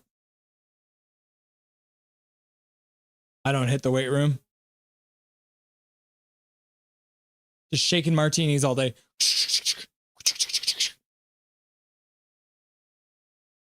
2-0 Tampa, 10:45 left to go in the second period. Purple Lion, Pettersson's deal was not bad at the time because he was producing like a top line player. But in hindsight, not looking so good. And MMA, yeah, you're right. I mean, at the end of the day, he probably did take a discount. He probably could have gotten more money out of the Canucks with the way he was playing when he signed that contract.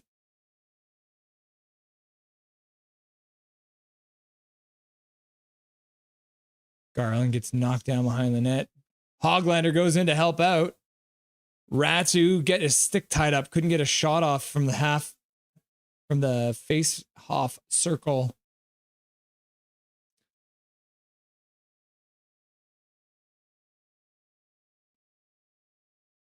When are the Nothing is Perfect? Gary asks, when are the Nothing is Perfect stripper pants dropping?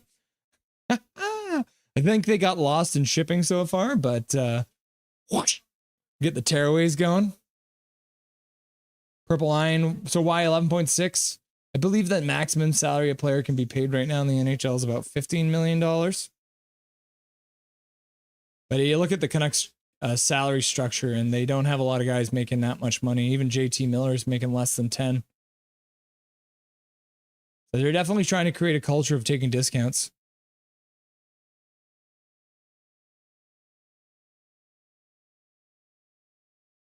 I hope we go to OT again because it would be so funny. Locked in front. 9 minutes left to go in the period. 2-0 Tampa. Canucks still not stuck on 9 shots.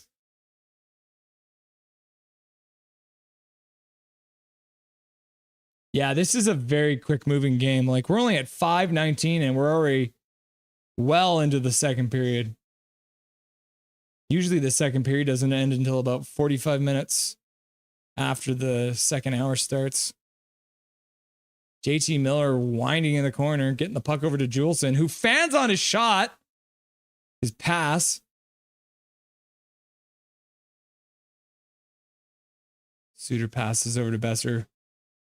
Besser dumps it right in the seats. He saw a kid. Besser's like, hey kid, you want a puck? Whoop! Flips it right over to him. KJ Brazzy, forecheck, back check, paycheck, boys. We need to see more of that back check. Well, we need to see more forecheck too. We've already seen the paycheck, 11.6 million. But we need the first two, forecheck, back check. Gary Wiseman, this game has gone pretty quick so far. A few whistles. Mr. Fuji, yes or nothing is perfect. Long John thermals. Long John thermals? I was thinking maybe like full spandex. Gary Wiseman, man-thog with Russell's face on the only part large enough to print on. I mean, I don't know. We might have to shrink my forehead a little bit for that.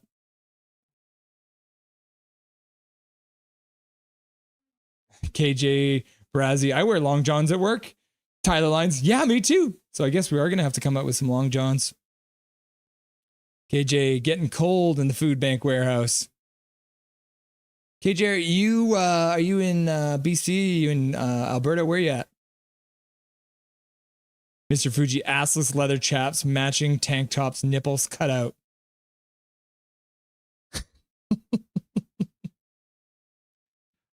I swear I've never owned a pair of assless chaps. I swear. Yes.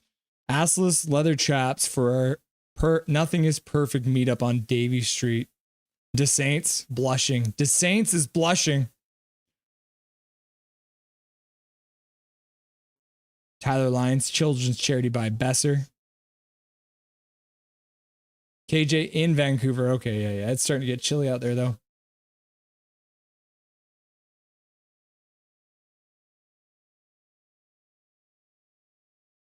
All right, we're about to get started here on the second period. New poll. Do the Canucks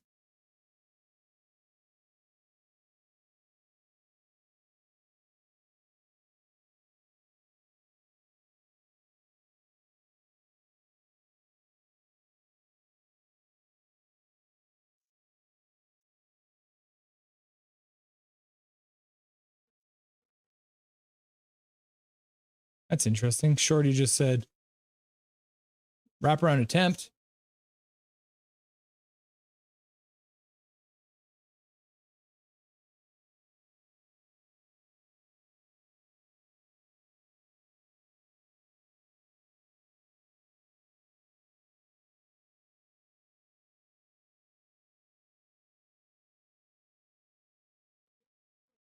Hey, do the Canucks come back? New poll. Big Mac is on Vancouver Island all day. Me and Big Mac are working on some stuff, people. Me and Big Mac working together, coming up with some content for the shows. Icing! Tampa Bay needs a copy of the rule book.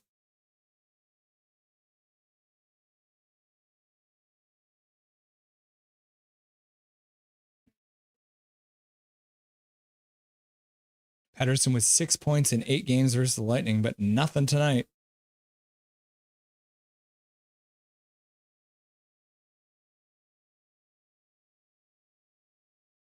Got 5 Tampa Bay Lightning standing in within 5 feet of the crease. And you got 3 Canucks just in the middle.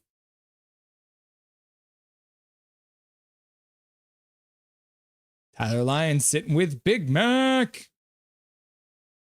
Major Tao, I had a dream the Canucks actually did something. How can we get these guys inspired? Maybe we get him a copy of the rulebook. Mr. Fuji shouting out the island and Kempner Canucks. I wonder if he'll be streaming tonight on the post-game show. Maybe one day we'll have Kempner come on the Nothing is Perfect show. Anything's possible out here on YouTube. Vasilevsky looking for that 300 win plateau. That beast of a player.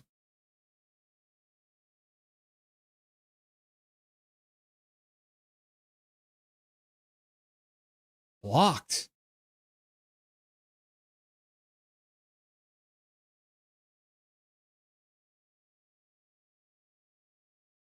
MK Ultra. Is the island all about mushrooms and MK Ultra? KJ Brazzy. Vasilevsky thinks he's Cujo. Oh, Curtis Joseph.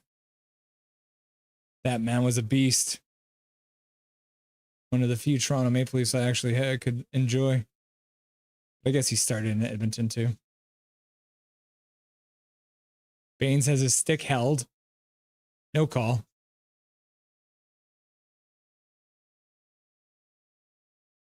Major Tau. Baines on the top line is definitely not a successful action. Kucherov comes up with the puck.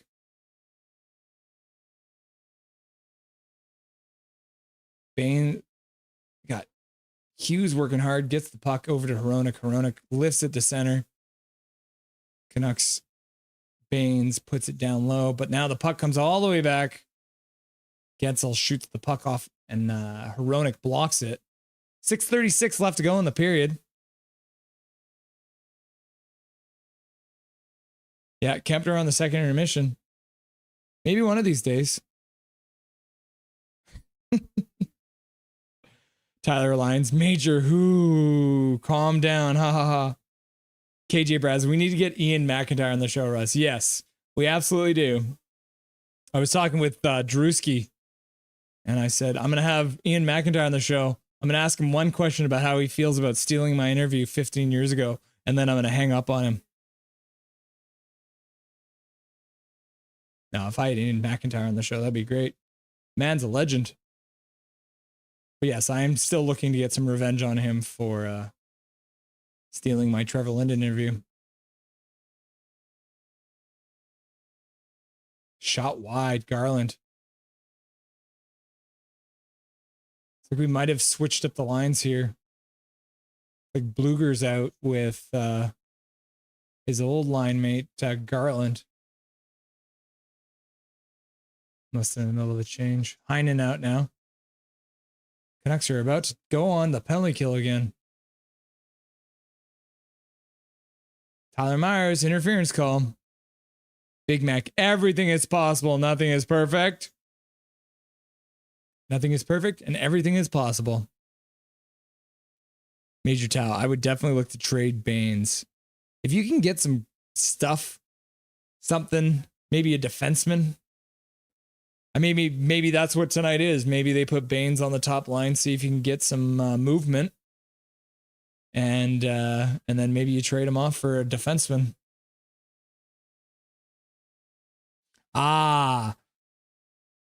Major asked how we can inspire the Canucks. Maybe we can inspire them with a Kempner second intermission guest. So. No, he asked how we can inspire the Canucks. I said mushrooms and MK Ultra. KJ Brazzy, Ian McIntyre needs to drop the mitts with Russ for Trevor Linden interview.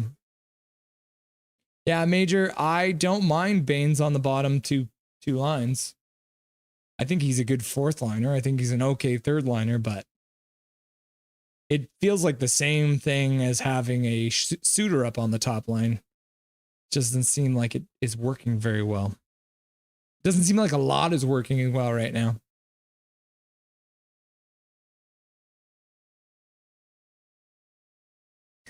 Al Bundy's story. 4 touchdowns in one game. Hey, Peggy, give me another beer.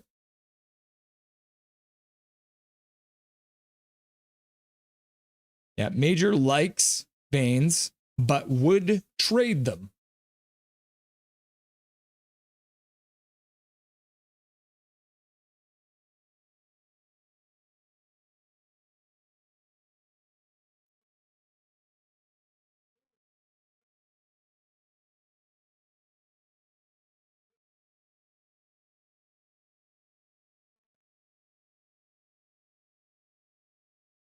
Tyler Myers hitting the guy and getting a penalty for it.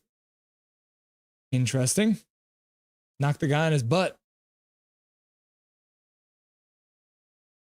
So now the Canucks go to the penalty kill. And as we talked about with Dustin, Tyler Myers is probably one of our best penalty killers, so this hurts to have him sitting in the box. 5 minutes left to go in the second period. Canucks clear the puck down the ice.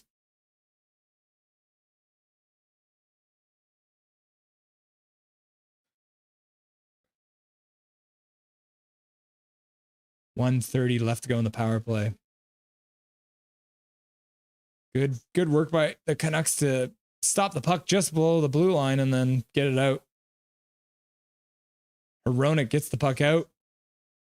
Suter just puts the puck down low and gets a change. 1:15 left to go in the power play.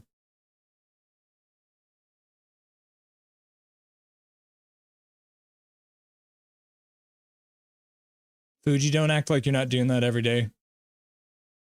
You've got a picture of Kelly in your wallet, don't you, Fuji? Just in case, you never know when you're going to need to just rub one out. Good job by Juleson to get a stick on that. Puck goes all the way down the ice. 4 minutes left to go in the second period. 40 seconds left to go in the power play.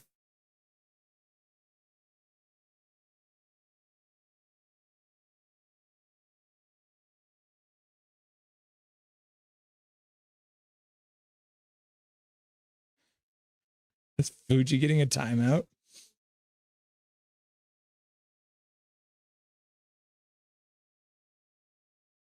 Yeah, Gary Wiseman's out here rubbing ones out to Kelly Rudy. That's fine. Blocked.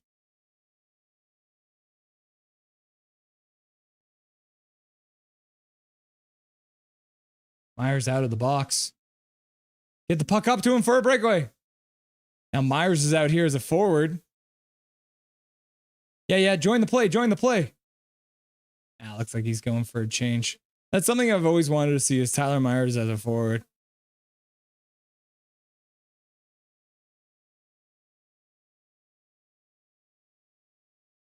KJ Brazzy, Kelly Kapowski as well. Yeah, Kelly Kapowski. Tiffany Amber Thiessen, I think is her name. Saved by the Bell. Myers. So we got Myers and Hughes out together right now. Oh. Yeah. I like it. Yeah, no, Miller was happy about that. Myers was happy about that. They're also sad that it didn't actually work, but a good play. Hughes get that puck over to Miller and then Tyler Myers. Oh, I tried to pick the far side, but Vasilevsky gets the glove on it.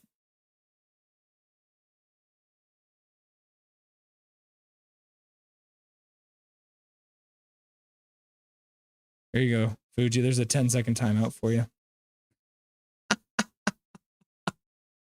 Oh no, it deleted all his messages. Does it feel lonely in here in these 10 seconds without Mr. Fuji?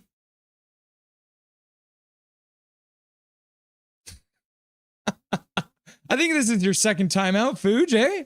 I think that Drewski timed you out one night too.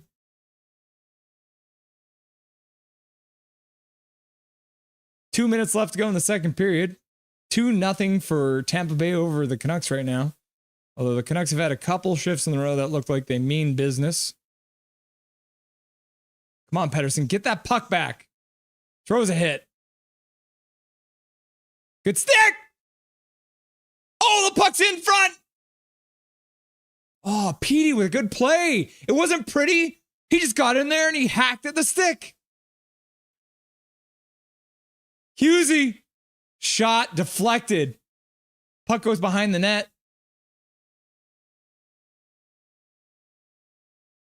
Moser just covering the puck. What are you, a goalie?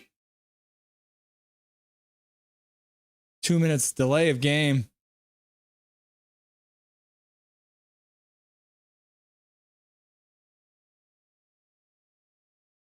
$17 shots apiece now. Canucks have definitely made a push here in the second period. DeBrusk getting worked. There's 3 Tampa Bay Lightning and 2 Canucks there. Oh. Point shoots wide.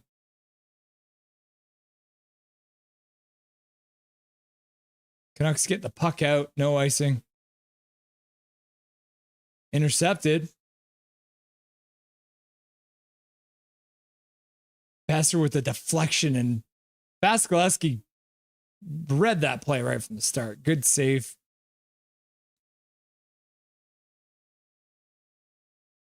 Can you imagine, Gary, putting Myers and Zad on the wing? Maybe put... What is this? I say we put Myers and Forbert on a line with off the post.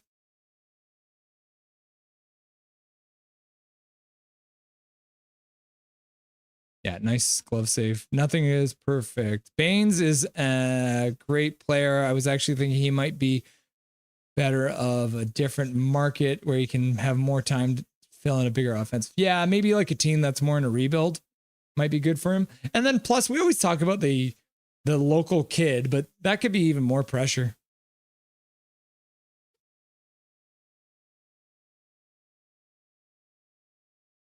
Tyler Lyons. Guys, what about Kelly Taylor? Fuji's not happy about being put in timeout. There it is, the end of the second period.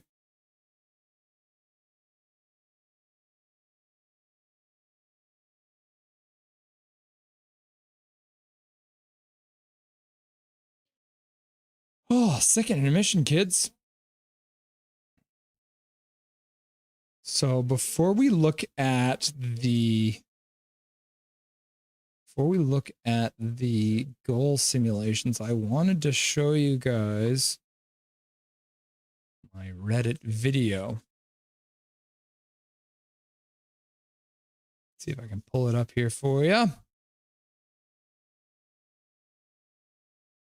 Okay, here we go. So this is from Brian Hayes, who's an analyst for TSN, made a comment where it was who had the bigger loss on opening night, the Edmonton Oilers losing 6-0 or the Canucks losing 6-5 in overtime. So this is what I put together in reaction. Two Canadian contenders, the Oilers got pounded 6-bagel. The Canucks blew a 3-goal lead to the Flames. Which team was the bigger opening night flop, Bri? It's the Vancouver Canucks, but it's the Vancouver, that might surprise you, Canucks Gino's for a couple of different reasons. One, being the opponent. I don't think Calgary's a great team this year, but I don't think they're a playoff team this year. And there were some bad goalies that went in on Shilov's last night. Skinner will be okay. The Oilers will snap out of it. It's a tough look. They had a cup hangover, and they don't have a cup. Like, that is a concern. They didn't have a good preseason. They didn't play well last night, Gino. But goaltending. Nothing is perfect. Hilarious. Okay.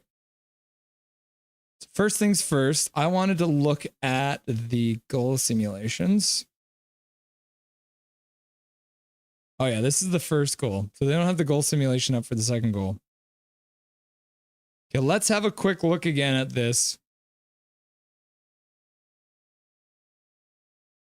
Juleson with the puck, getting hounded by Kucherov, who takes the puck off of him. And then you end up with the Canucks not really knowing what they need to do here. Watch after the puck is given up. Juleson doesn't take anyone. He ends up going to the front of the net, which is not where he needs to be. So you're hating to see that. The other one I wanted to look at was the goal against us. Oh, that's the breakaway. Let's see, is this the one?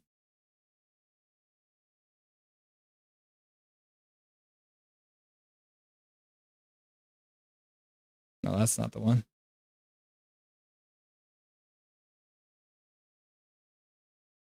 I'm not even in the right game.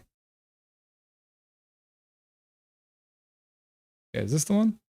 Yeah, okay, here. Keep your eyes on Petey right here. Misses the pass. Doesn't pick anyone up. This is the problem with Petey right now. He didn't know where to be. Doesn't make the interception. Doesn't make the interception. Brutal. It's not what you want to see.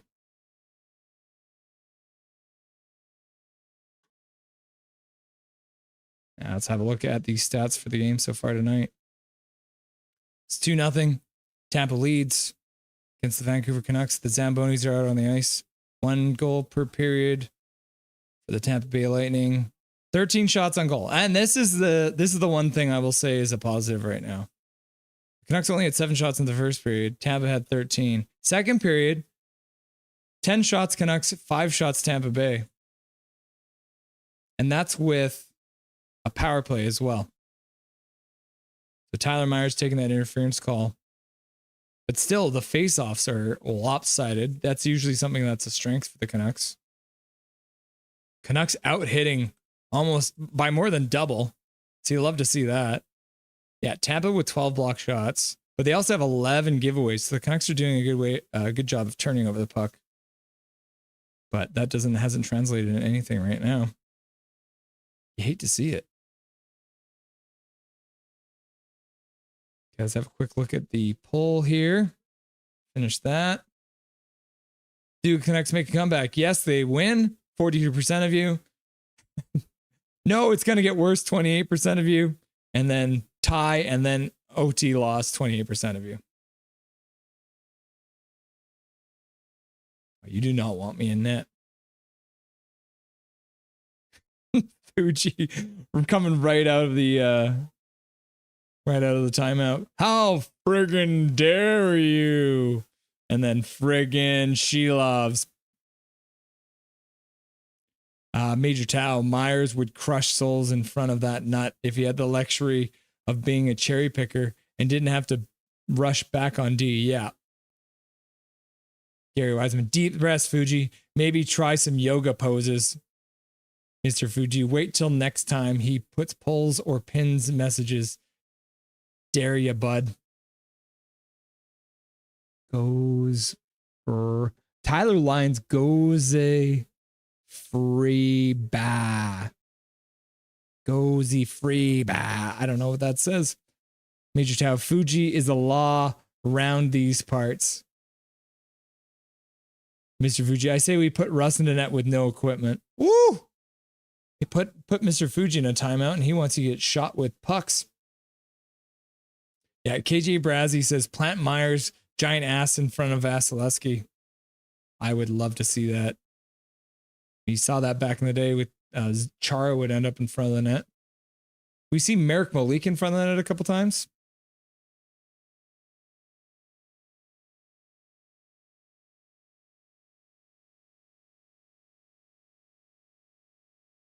KJ Brazzy, I low-key miss Markstrom. Tyler Lyons, where's our diamond? Calvin, play the video. Mr. Fuji, Canucks aren't playing diamond all the time. Small passive box sometimes. Gary Wiseman, diamonds are not the Canucks' best friend. Big Mac, Lightning just rushed on us on a reverse diamond. What are we doing? I don't think anyone knows what they're doing out there right now. Although they did look a little better in the second period. Mr. Fuji, BRB, 15 minutes. Should we put Mr. Fuji in a timeout for 15 minutes? See if he notices. Major Tao, Oilers' loss is exceptionally shameful, whereas Canucks' loss is just ultra tilting. At least the Canucks responded on the 6th goal to send the game to overtime. Yeah, I mean, losing in overtime versus losing 6-0 is a huge difference. So, Brian Hayes getting a little hate from me.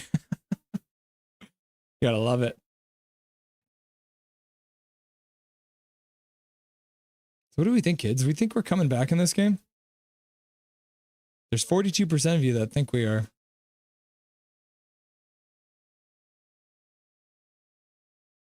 So let's quickly have a look over here. No, they still don't have the goal simulation up for Braden. Braden Point.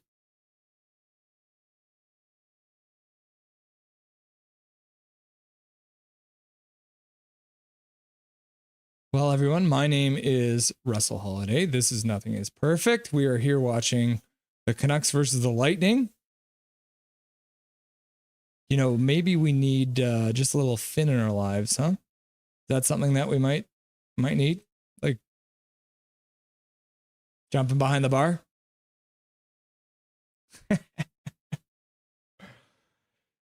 I think Tocchet's probably less angry in this period, but I don't know. Oh.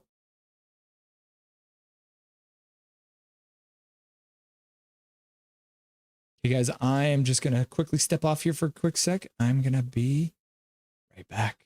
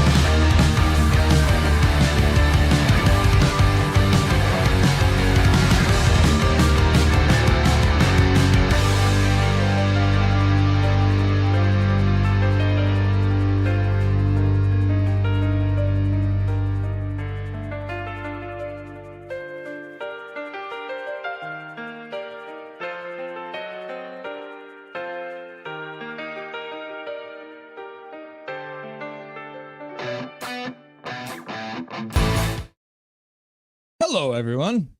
Back. We're in a bit minutes before the third period gets started here. Let's see what's going on.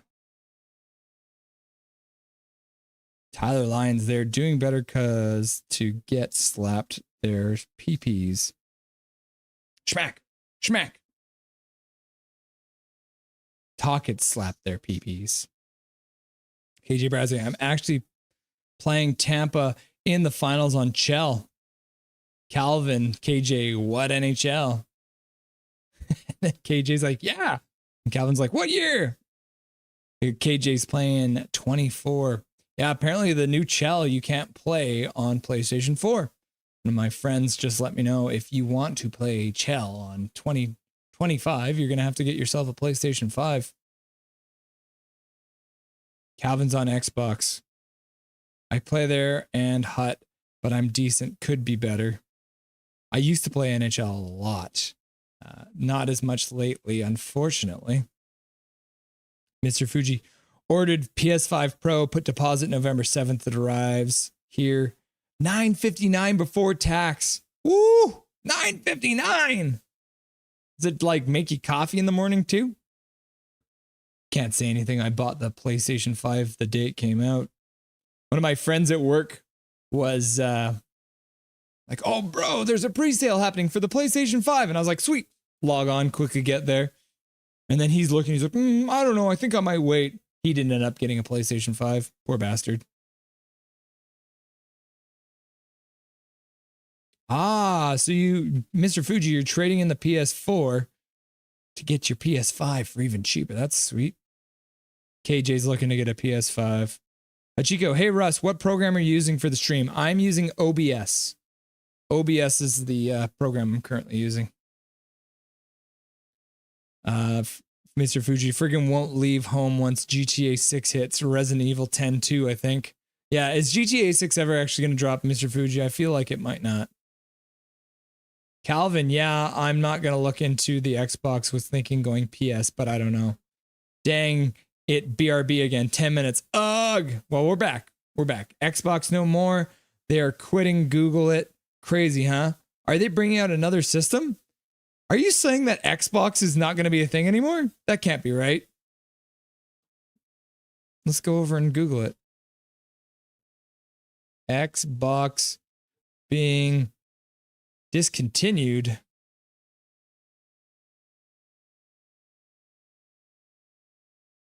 In a statement, The Verge, Microsoft revealed that it had stopped production of the Xbox One to focus on the production of the Xbox Series X/S. This is unsurprising considering the Xbox One it was discontinued in July 2020 with the Xbox One S following at the end of the year. Yeah, so it's Xbox One is getting killed. But it looks like Xbox reportedly has no plans to stop making consoles, so. Huh. Looks like we're just coming into the period here, kids.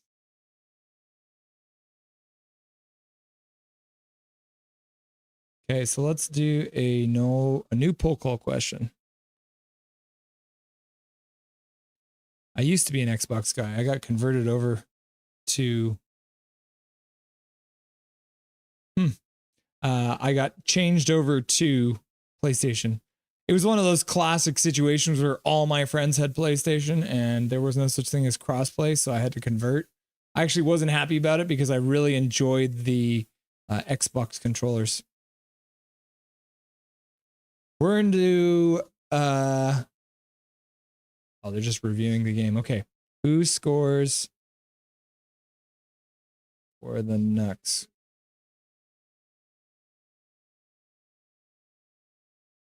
Miller against old team.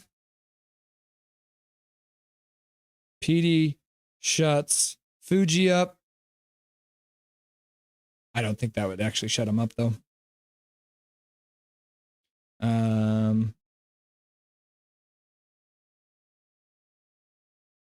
Ratty gets his first. Other. Who scores first for the Canucks here? Third period. Couple options there. If you don't have click the other. If you don't have the name list, do you think it's going to score? And then just comment in the chat. I miss Halo though. Oh man, Halo back in the day. Okay, we're into the third period. Syncing up. 1946, 45, 44, 43, 42, 41, 40. There we go. Third period. There we go.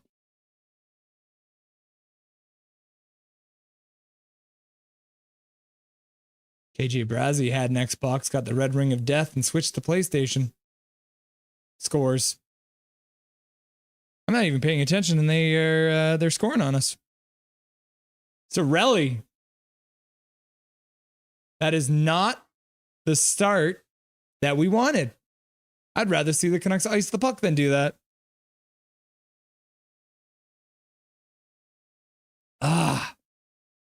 Calvin got the ring of death and got a new Xbox. Xbox for life. Big Mac. You and me, Brazy, I had the 360 and S. KJ Brazzy.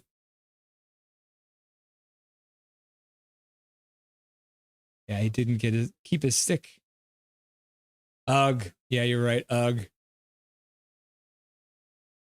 This is the Canucks defenseman right there in front, but just didn't know what to do. The Canucks look completely lost out here, don't they?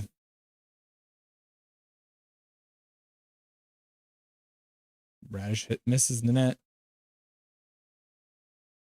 The Canucks look slow. They look unorganized. Point tips it on net. Shelov's with the easy save. Calvin's calling it. It's over. 0-3. Just like that.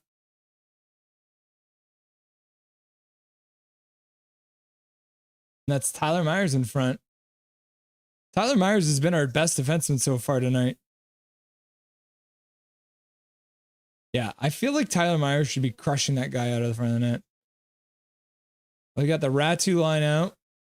Hoglander, Garland.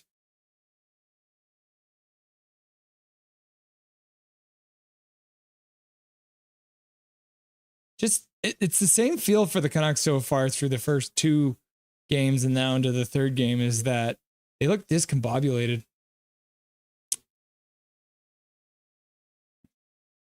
Yeah, at this point, you cannot blame Shelovs because he's probably the only reason it's not 6-0.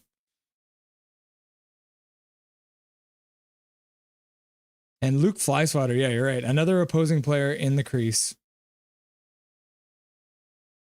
KJ Brazzi, Sheila is not doing good, or is the defense to blame? I mean, the defense look a little lost out there. I mean, Dustin made the point in our Rusty and Dusty session, was that Tampa's got something to play for too.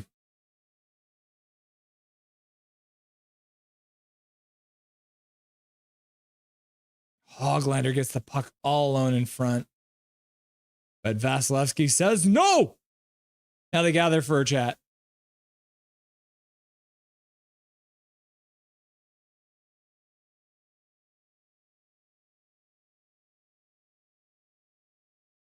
Bluger coming in to save his short line mates. Yeah, Big Mac, you're right. It's the defense right now. Calvin, Charlie, I think there is animosity with Myers and Shelovs.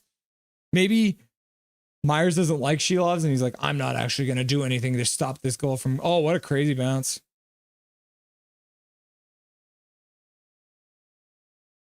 What if there's any penalties or power plays coming out of that little scrum? So Garland's in the box. 18 minutes left to go in the third period. 18 minutes to come back in this game. Luke Flyswatter. I hope Petey comes alive. It's going to be 4-on-4 hockey here.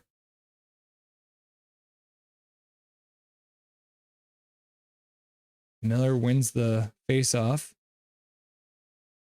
Hughes gets his shot blocked. Pettersson tripped. It's going to be 4-on-3 as long as Canucks have pulled the goalie. Oh, yeah. Tampa touches. That's one of those ones. That's a tripping call where the guy just put his stick in a bad spot. And Big Mac's like, get out of here, Calvin. We're the comeback kings. Cardiac Canucks. Yeah, Chernak with a lazy stick into the feet of Pettersson. Pettersson goes down. Hey, is that penalty worth 11.6 million? Gary Wiseman says 3 goals might be one too many. Big Mac, give us a challenge. Purple Lion, what percent of the blame on players and percent blame on coach? 60-40? How are they this unorganized? I mean, they didn't play as a team until the last game of the preseason. And as well, they didn't even have their actual roster because Garland was not. Oh my gosh. Hughes stumbles with the puck. Canucks on a 4-on-3 power play. 1 minute and 30 seconds left to go. Lots of open ice out here. Pettersson just drives the net. Shelovs comes out, plays it up to Hughes.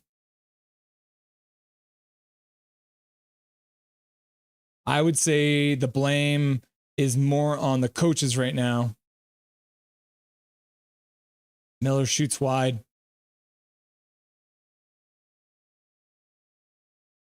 Yeah, missed his shot.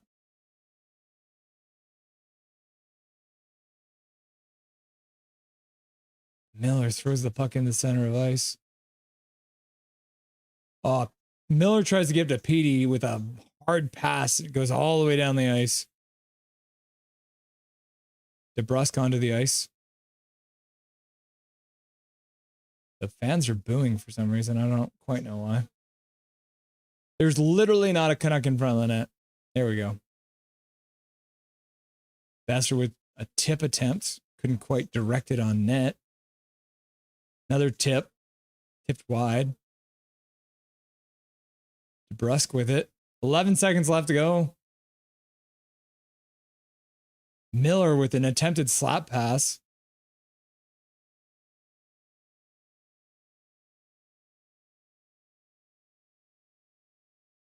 Canucks still control. Now it's 5-on-4, or they're still on the power plays. Now it's a 5-on-4 power play. There we go. Garland with the garbage goal. There it is. Get the puck on net. Dig in. Garland gets behind Vasilevsky and just tucks it in. Easiest goal of his life. KJ Brasley saying that PD shuts Fuji up.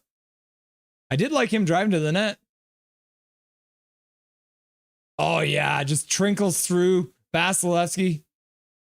Must have deflected off the players in front. And then Garland just says, oh, I'll take this. Yeah, tip by Besser through Vasilevsky, and then Garland just skates in behind and gets that. Yeah, great tip by Besser. That's a lot of tips on that. Looks, maybe he's been working on his tips. How many times did I say tips there? Oh, yeah, I can update it. Woo! 3-1 Canucks. Here we go. Don't call it a comeback. Garland spinning. Ratu couldn't get a shot off.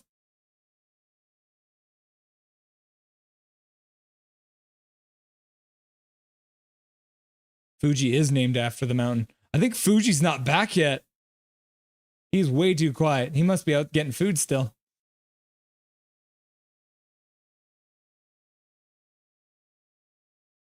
Canucks gets the puck to center ice. Ooh. Hronik and Forbert out as a defensive pair right now. Gnarly Garly. I like that. Lorelei Hamilton in the chat. Gnarly Garly. It's a good nickname.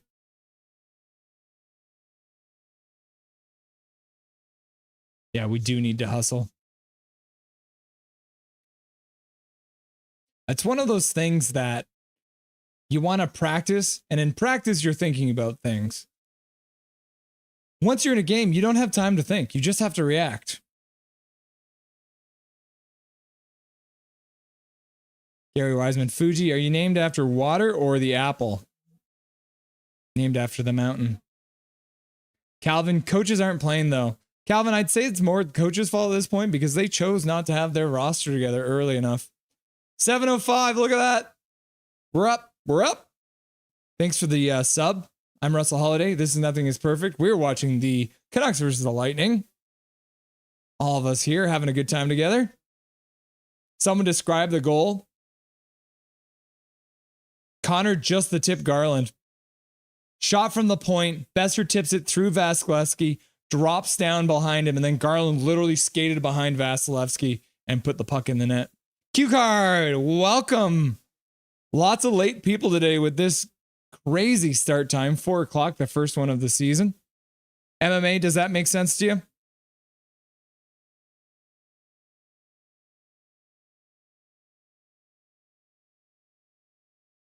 Yeah, Gary Wiseman, good point. We're going to force you to watch the first 2 periods. DeBrusk. Myers loses the puck.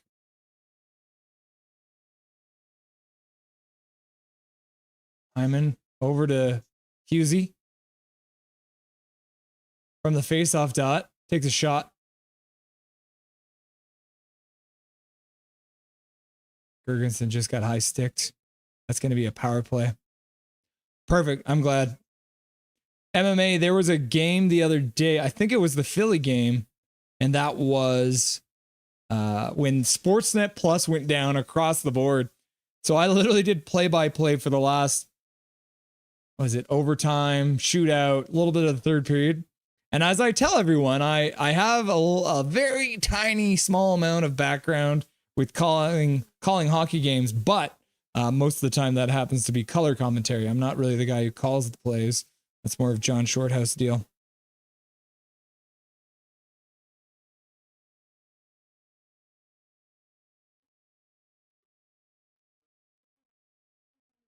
Cue cards, it has not been pretty. KJ Brazzy, wow.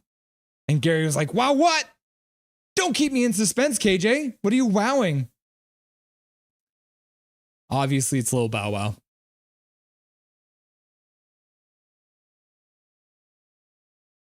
Now, let's see. Updated. Okay, so no goal simulator for Connor Garland's goal yet. But once that pops up, we can play that too.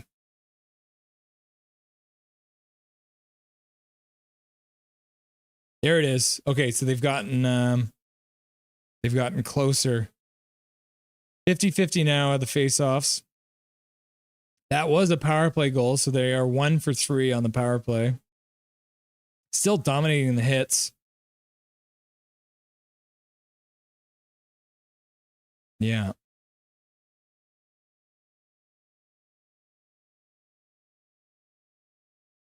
Oh no, there's blood.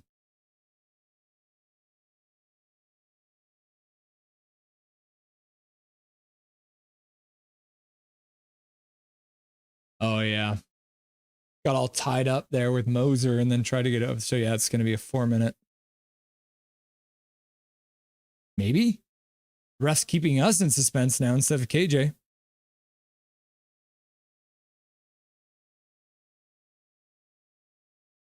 Okay. I guess with the high stick, they just want to double check that.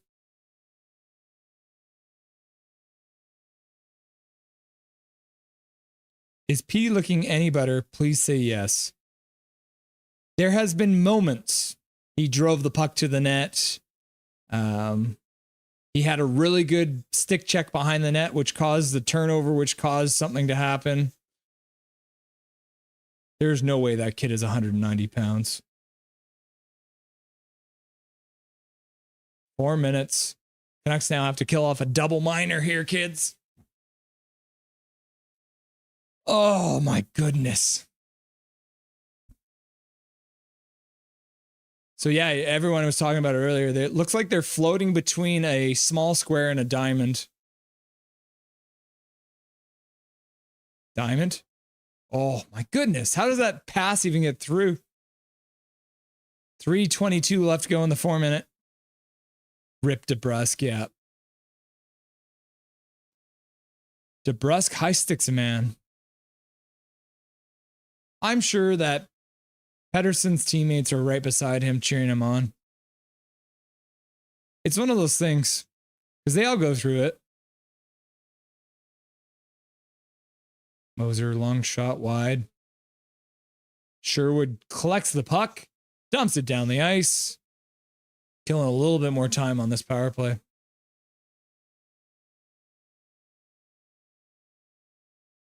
Yeah, they don't I don't know. I'm not too worried about Petey. To be honest, there's a lot of people who are very worried about Pettersson in that 11.6. But right now, I'm not concerned yet. I really don't want to make any kind of assessment of this team until 10, 15 games in. Because really, we haven't seen the team yet. Kucherov gets poke checked. Juleson making a good play. You'll love to see it.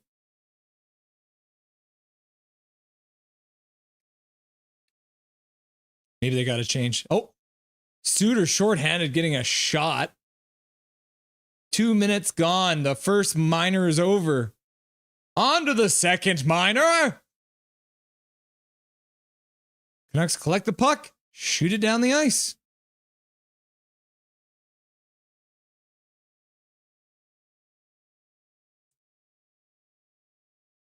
Flopping Orca. 11:35 left go in the third. 1:35 left go in the power play. Susie off the glass, down the ice, killing more time. 1:20 left to go in the power play. 11:15 left to go in the third. Myers battling in the corner. Get that stuck down there, Myersy. Miller comes out. Looking like it might be a 3-on-2, shorthanded. Tried to pass out to Garland, couldn't quite get it there. Garland working hard in the offensive zone and on the penalty kill.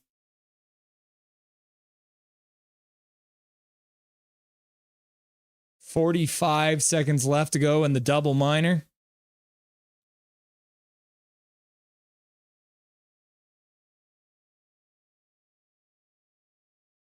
Looks like the first power play unit's coming back on for Tampa now. Edmund keeps it in.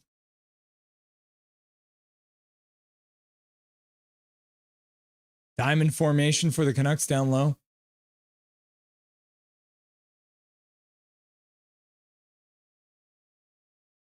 Blocked by Hronek. Where'd that hit him? He gets up and keeps on playing. Good job, Hronek.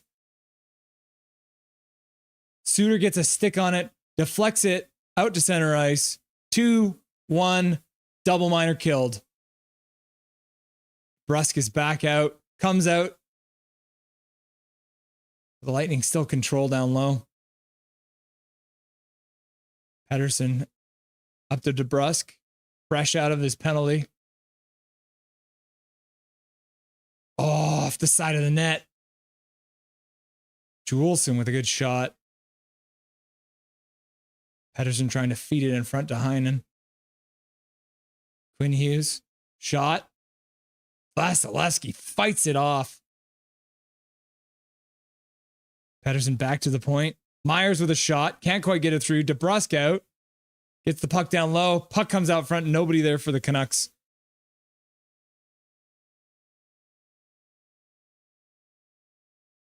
Yeah, Lorelei. I agree. It's still too early to feel them out. So much changes. Yeah. Canucks. Do you see a cake? Do you see a cake? There is no cake. You get no icing. Maybe we should just get them a digital version of the rule book.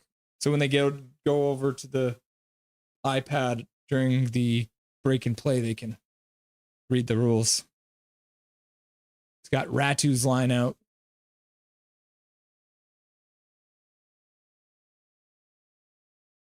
It's Hoglander and stays in. Come on, Hogger. Myers behind the net. Tampa did well to take Myers, and the puck went through his legs.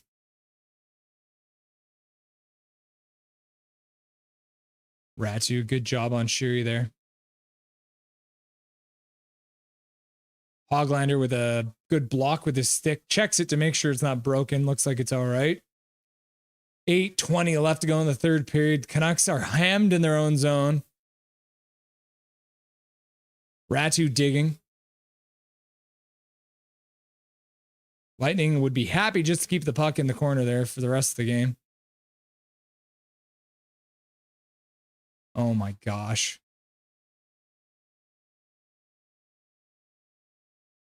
Brutal.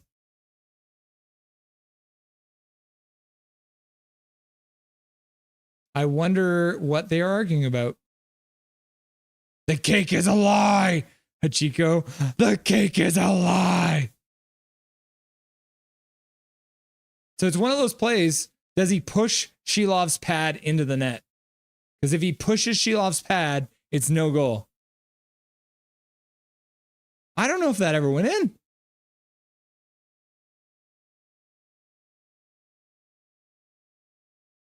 Yeah, that's no goal. He pushed the pad into the net. I'm going to say no goal. That's my call right now.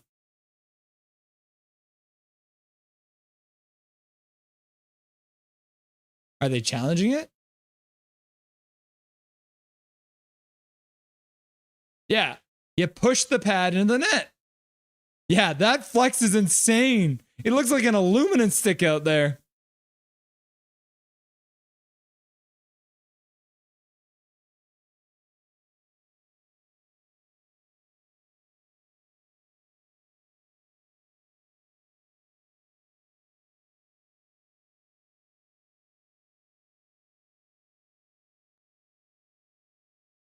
Yeah, I mean, but I see it as they pushed the pad into the net, and we're going to say no goal. But who knows? Who knows what the referees are going to call goaltender interference?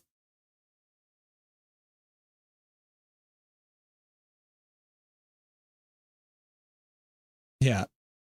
You're supposed to celebrate with the bow, but instead he turned his stick into a bow.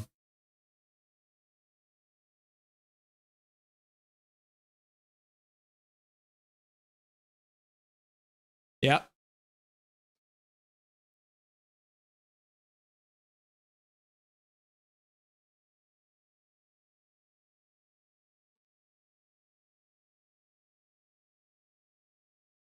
Quick pull. Goal or no goal?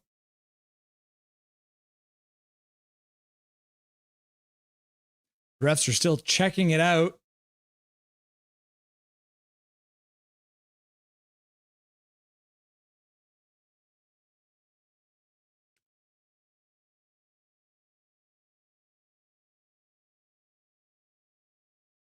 %, no goal. 83% no goal. And the question is it a goal or is it no goal? I guess there's two answers to that because it depends on what the refs think they know about it, right? That is the power of these new sticks. Jay saying goal. Jay, I don't know if I've seen you tonight. Welcome, brother. Welcome to the stream. Under a goal review right now.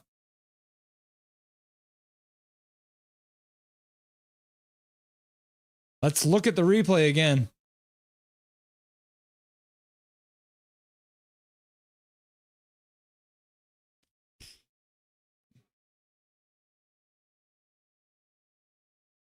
MMA, you're still here. I'll show you this. Here's the goal simulation. Quinn Hughes down to Garland, back up to Hughes. Hughes over to Miller. Miller down. Besser tips it in front, and then Garland, as you saw, skated right behind Vasilevsky there. They are still reviewing. Do you think maybe they're just updating their Facebook status or something like that?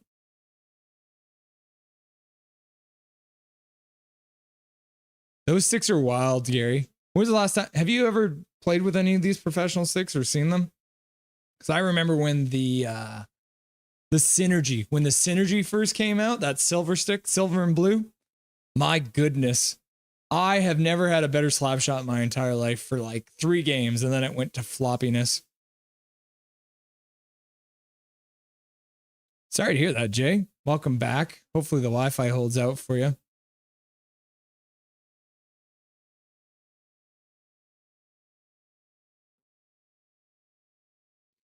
He actually uses Shilov's own hand as leverage.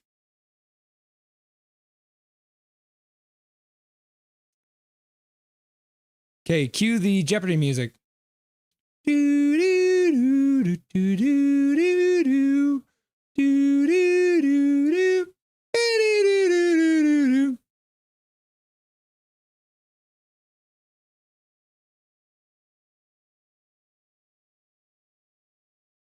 Woo! No goal! There we go.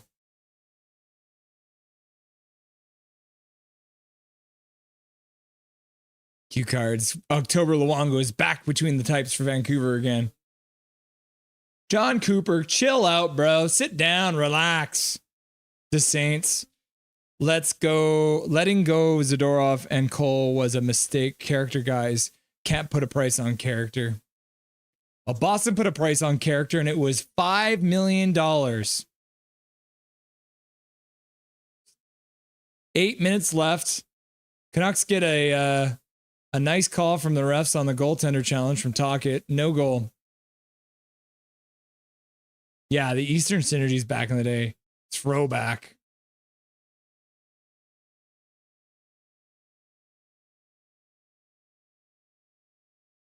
Hronek with a big shot. Vasilevsky's up to the task. Gary Wiseman says, yes, had an Easton synergy back in the early 2000s. Throwback. Mr. Fuji, like and sub, please, for 41 years of being a loser betting on this team. Oh, man. KJ Bradley, no goal. Luke Flyswatter, yay, no goal. KJ, still have my Eastern Synergy hockey stick and baseball bat. I didn't even know they made baseball bats. What's that like?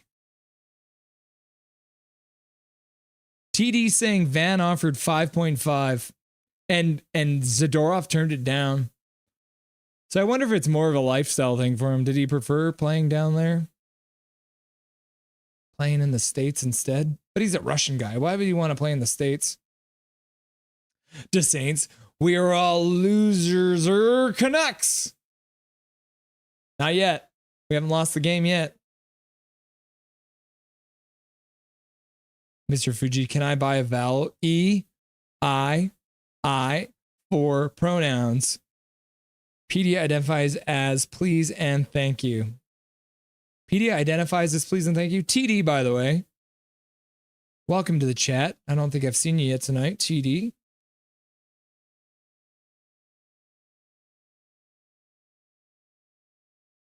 Yeah, we're all right. 87% of you were correct. 13% of you thought it was going to be a goal. And I'm going to assume that you thought it was a goal, not because it was actually a goal, but because the incompetence of the referees that were making the call.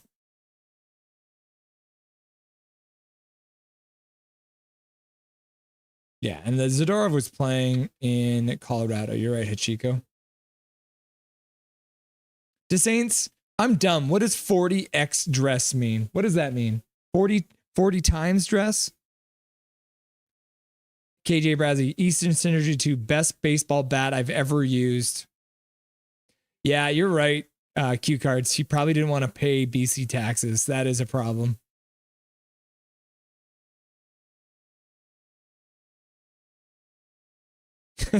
Tyler Lines.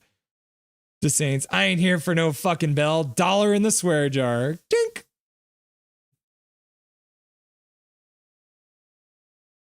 Jay saying no goal. That it was the incompetence of the referees that would have made it a goal. 7:26 left to go in the third period. Canucks trailing 3-1. Miller gets the puck to the front of the net. Vasilevsky looks like he had a little bit of trouble with it. Now Tampa comes back 2-on-1. Oh, missed this net.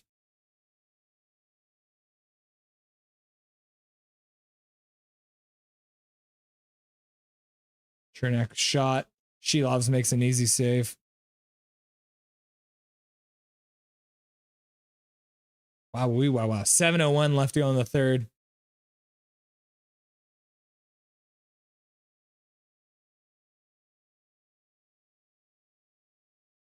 .6:25 p.m. here in British Columbia. Haven't even got to the normal start time. But here we are in the third period.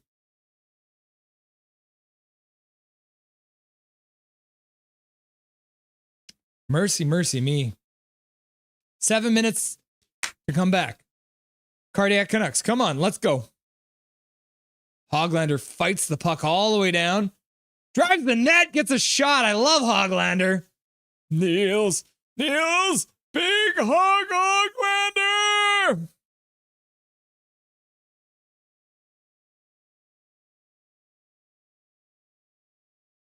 Hoglander gets hit without the puck. He's got Pettersson out with Hoglander.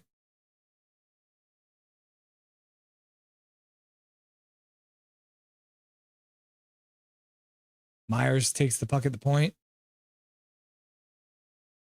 Forbert tries to get a slap pass, but Garland couldn't make contact with it. The puck goes into the corner. Garland with his 4 Tampa Bay Lightning back. Garland was not happy right there. He just slammed his stick into the glass.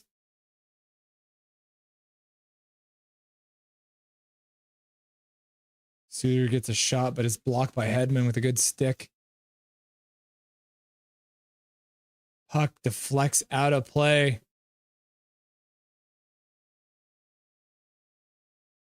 Big Mac's Wi-Fi is bugging out AFK. Big Mac, your Wi-Fi. Cue cards, Demko and Pedersen for Connor and Hellebuck. Connor and Hellebuck. Don't you mean Connor Hellebuck? Is it Connor Hellebuck? Tyler Lyons, we were both still on here though. Laugh out loud. Got the Wi-Fi issues. You know what I've realized through all this streaming, starting all the way back in the preseason, I've been doing this whole thing on Wi-Fi. I should be like actually connecting my computer, but for some reason, knock on wood. Knock on wood. The Wi-Fi has been holding up. Gary Wiseman, Dave's got a Burmese mountain dog. Thanks for the piece of information, Shorty. Hey, Shorty likes the dogs. Gotta keep up to date. Up to date on dog status. Okay, let's have a look over here.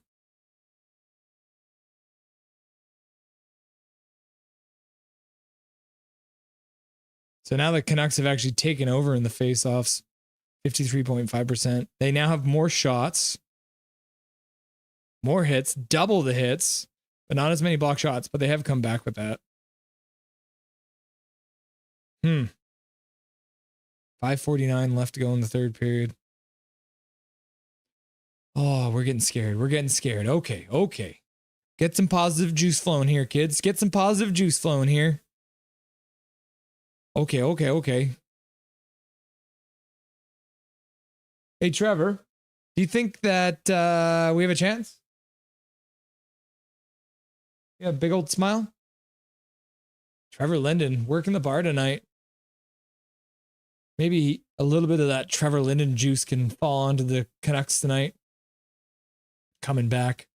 By the way, still working hard on that Trevor Linden docuseries. First episode should be coming out pretty quick here. Starting with Trevor Linden, the Tiger. Trevor Linden, the Tiger. Yeah. It's like Tocchet's going into full line blender mode. You got DeBrusk, Besser, and Miller out together. 5:20 left to go in the third period. Hughes carrying the puck out. Up to DeBrusk. DeBrusk bobbles the pass.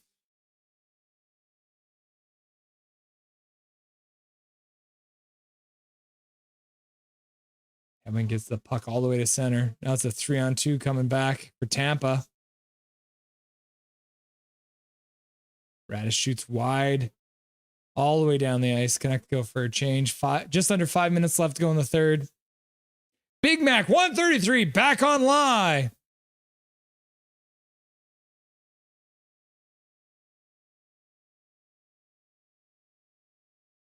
Garland skating with purpose. Petey gets it down low. We can't get to the puck.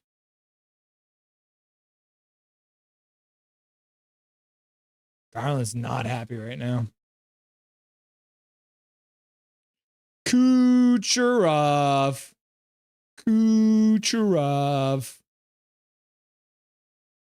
Hoglander with a shot. Blocked. Hoglander with another attempted shot. Blocked. Puck goes over the glass into the mesh. 4 minutes and 14 seconds left to go in the third. Come on, boys. Give me something. Give me something.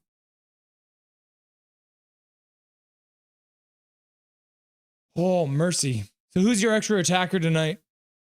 Paul Shelovs, who's your extra attacker? Who's the guy you insert onto the ice?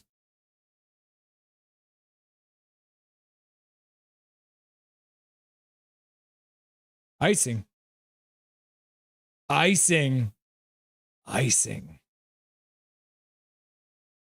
long as Tampa's icing it, I don't really care, but I mean, they really should learn the rules.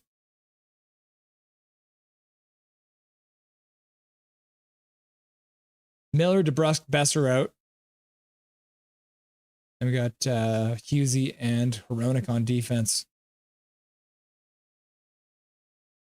Tyler saying DeBrus scores next. Big Mac says DeBrus scores next.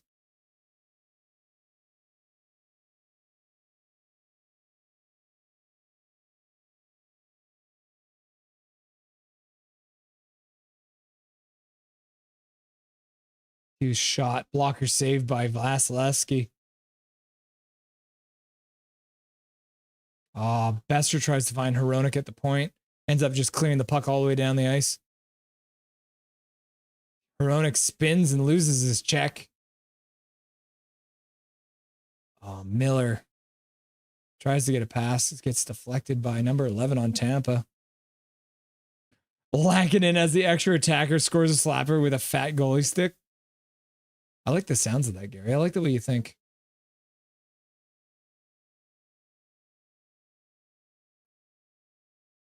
Myers couldn't get the puck down low. Now the puck's all the way in the Canucks zone. 3:20 left to go in the third period.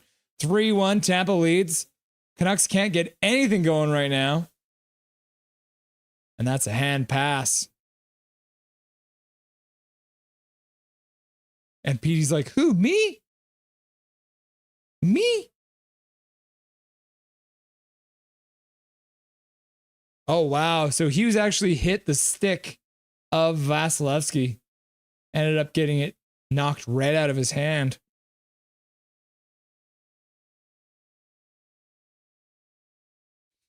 The Saints speaking in emojis again.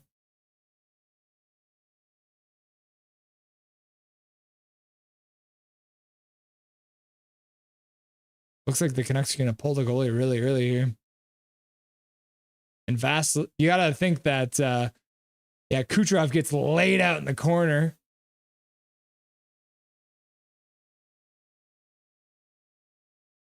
Susie gave him a little extra juice. Cross-dresser. Petey cross-dresser. We all came to the same conclusion at the same time.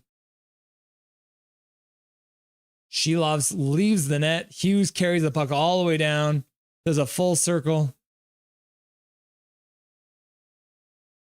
So 6-on-5, empty net. Puck bouncing all over the place for Hughes. Myers out. Miller. Shot. Vasilevsky. Easy glove save. Yeah, good shot by Miller, but Vasilevsky had the whole thing covered.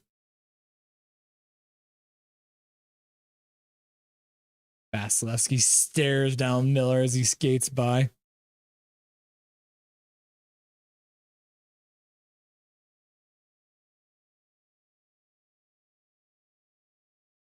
Now I'm literally convinced we get a power play and pull the goalie. This motherfucker's glove, yeah.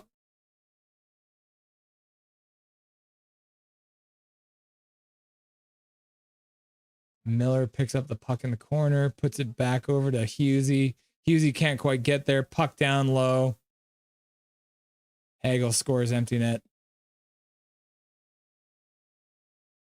4-1. I don't think there's going to be a coach's challenge on that one. Wow, wow. Now the wake-up call happens. Yeah, Big Mac, you got to put $1 in the swear jar. Mr. Fuji. Yeah, Mr. Fuji never got his doctor's. Tampa scores. Tampa does seem very fast tonight. Got Forbert out.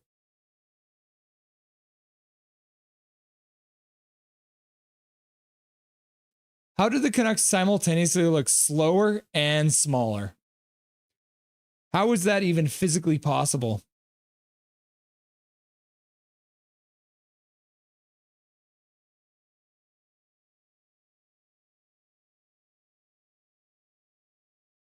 $1:13 left to go in the period and the game. Tampa keeps the puck down low.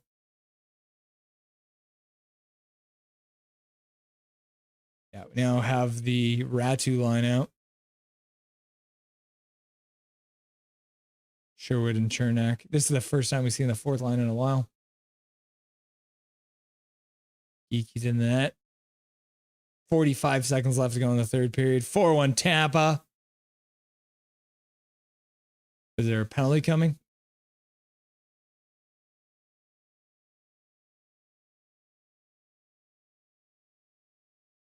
Myers with a retaliation call. Gets slashed by Geeky and then responds in kind, and he's the one who ends up getting the penalty. Oh, it's a high stick.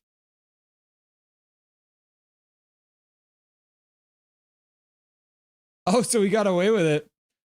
Slashing or high sticking.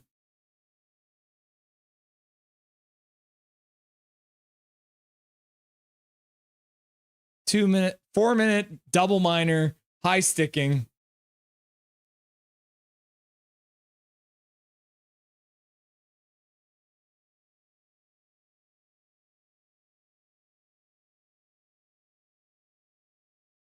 Yeah, the officials are like, heck no, brother. Get off the ice. You bloody mess. 30 seconds left to go in the period. In the game. Zoe! First time I've seen you show up right at the end to say what we already know. This was one hell of a potato game.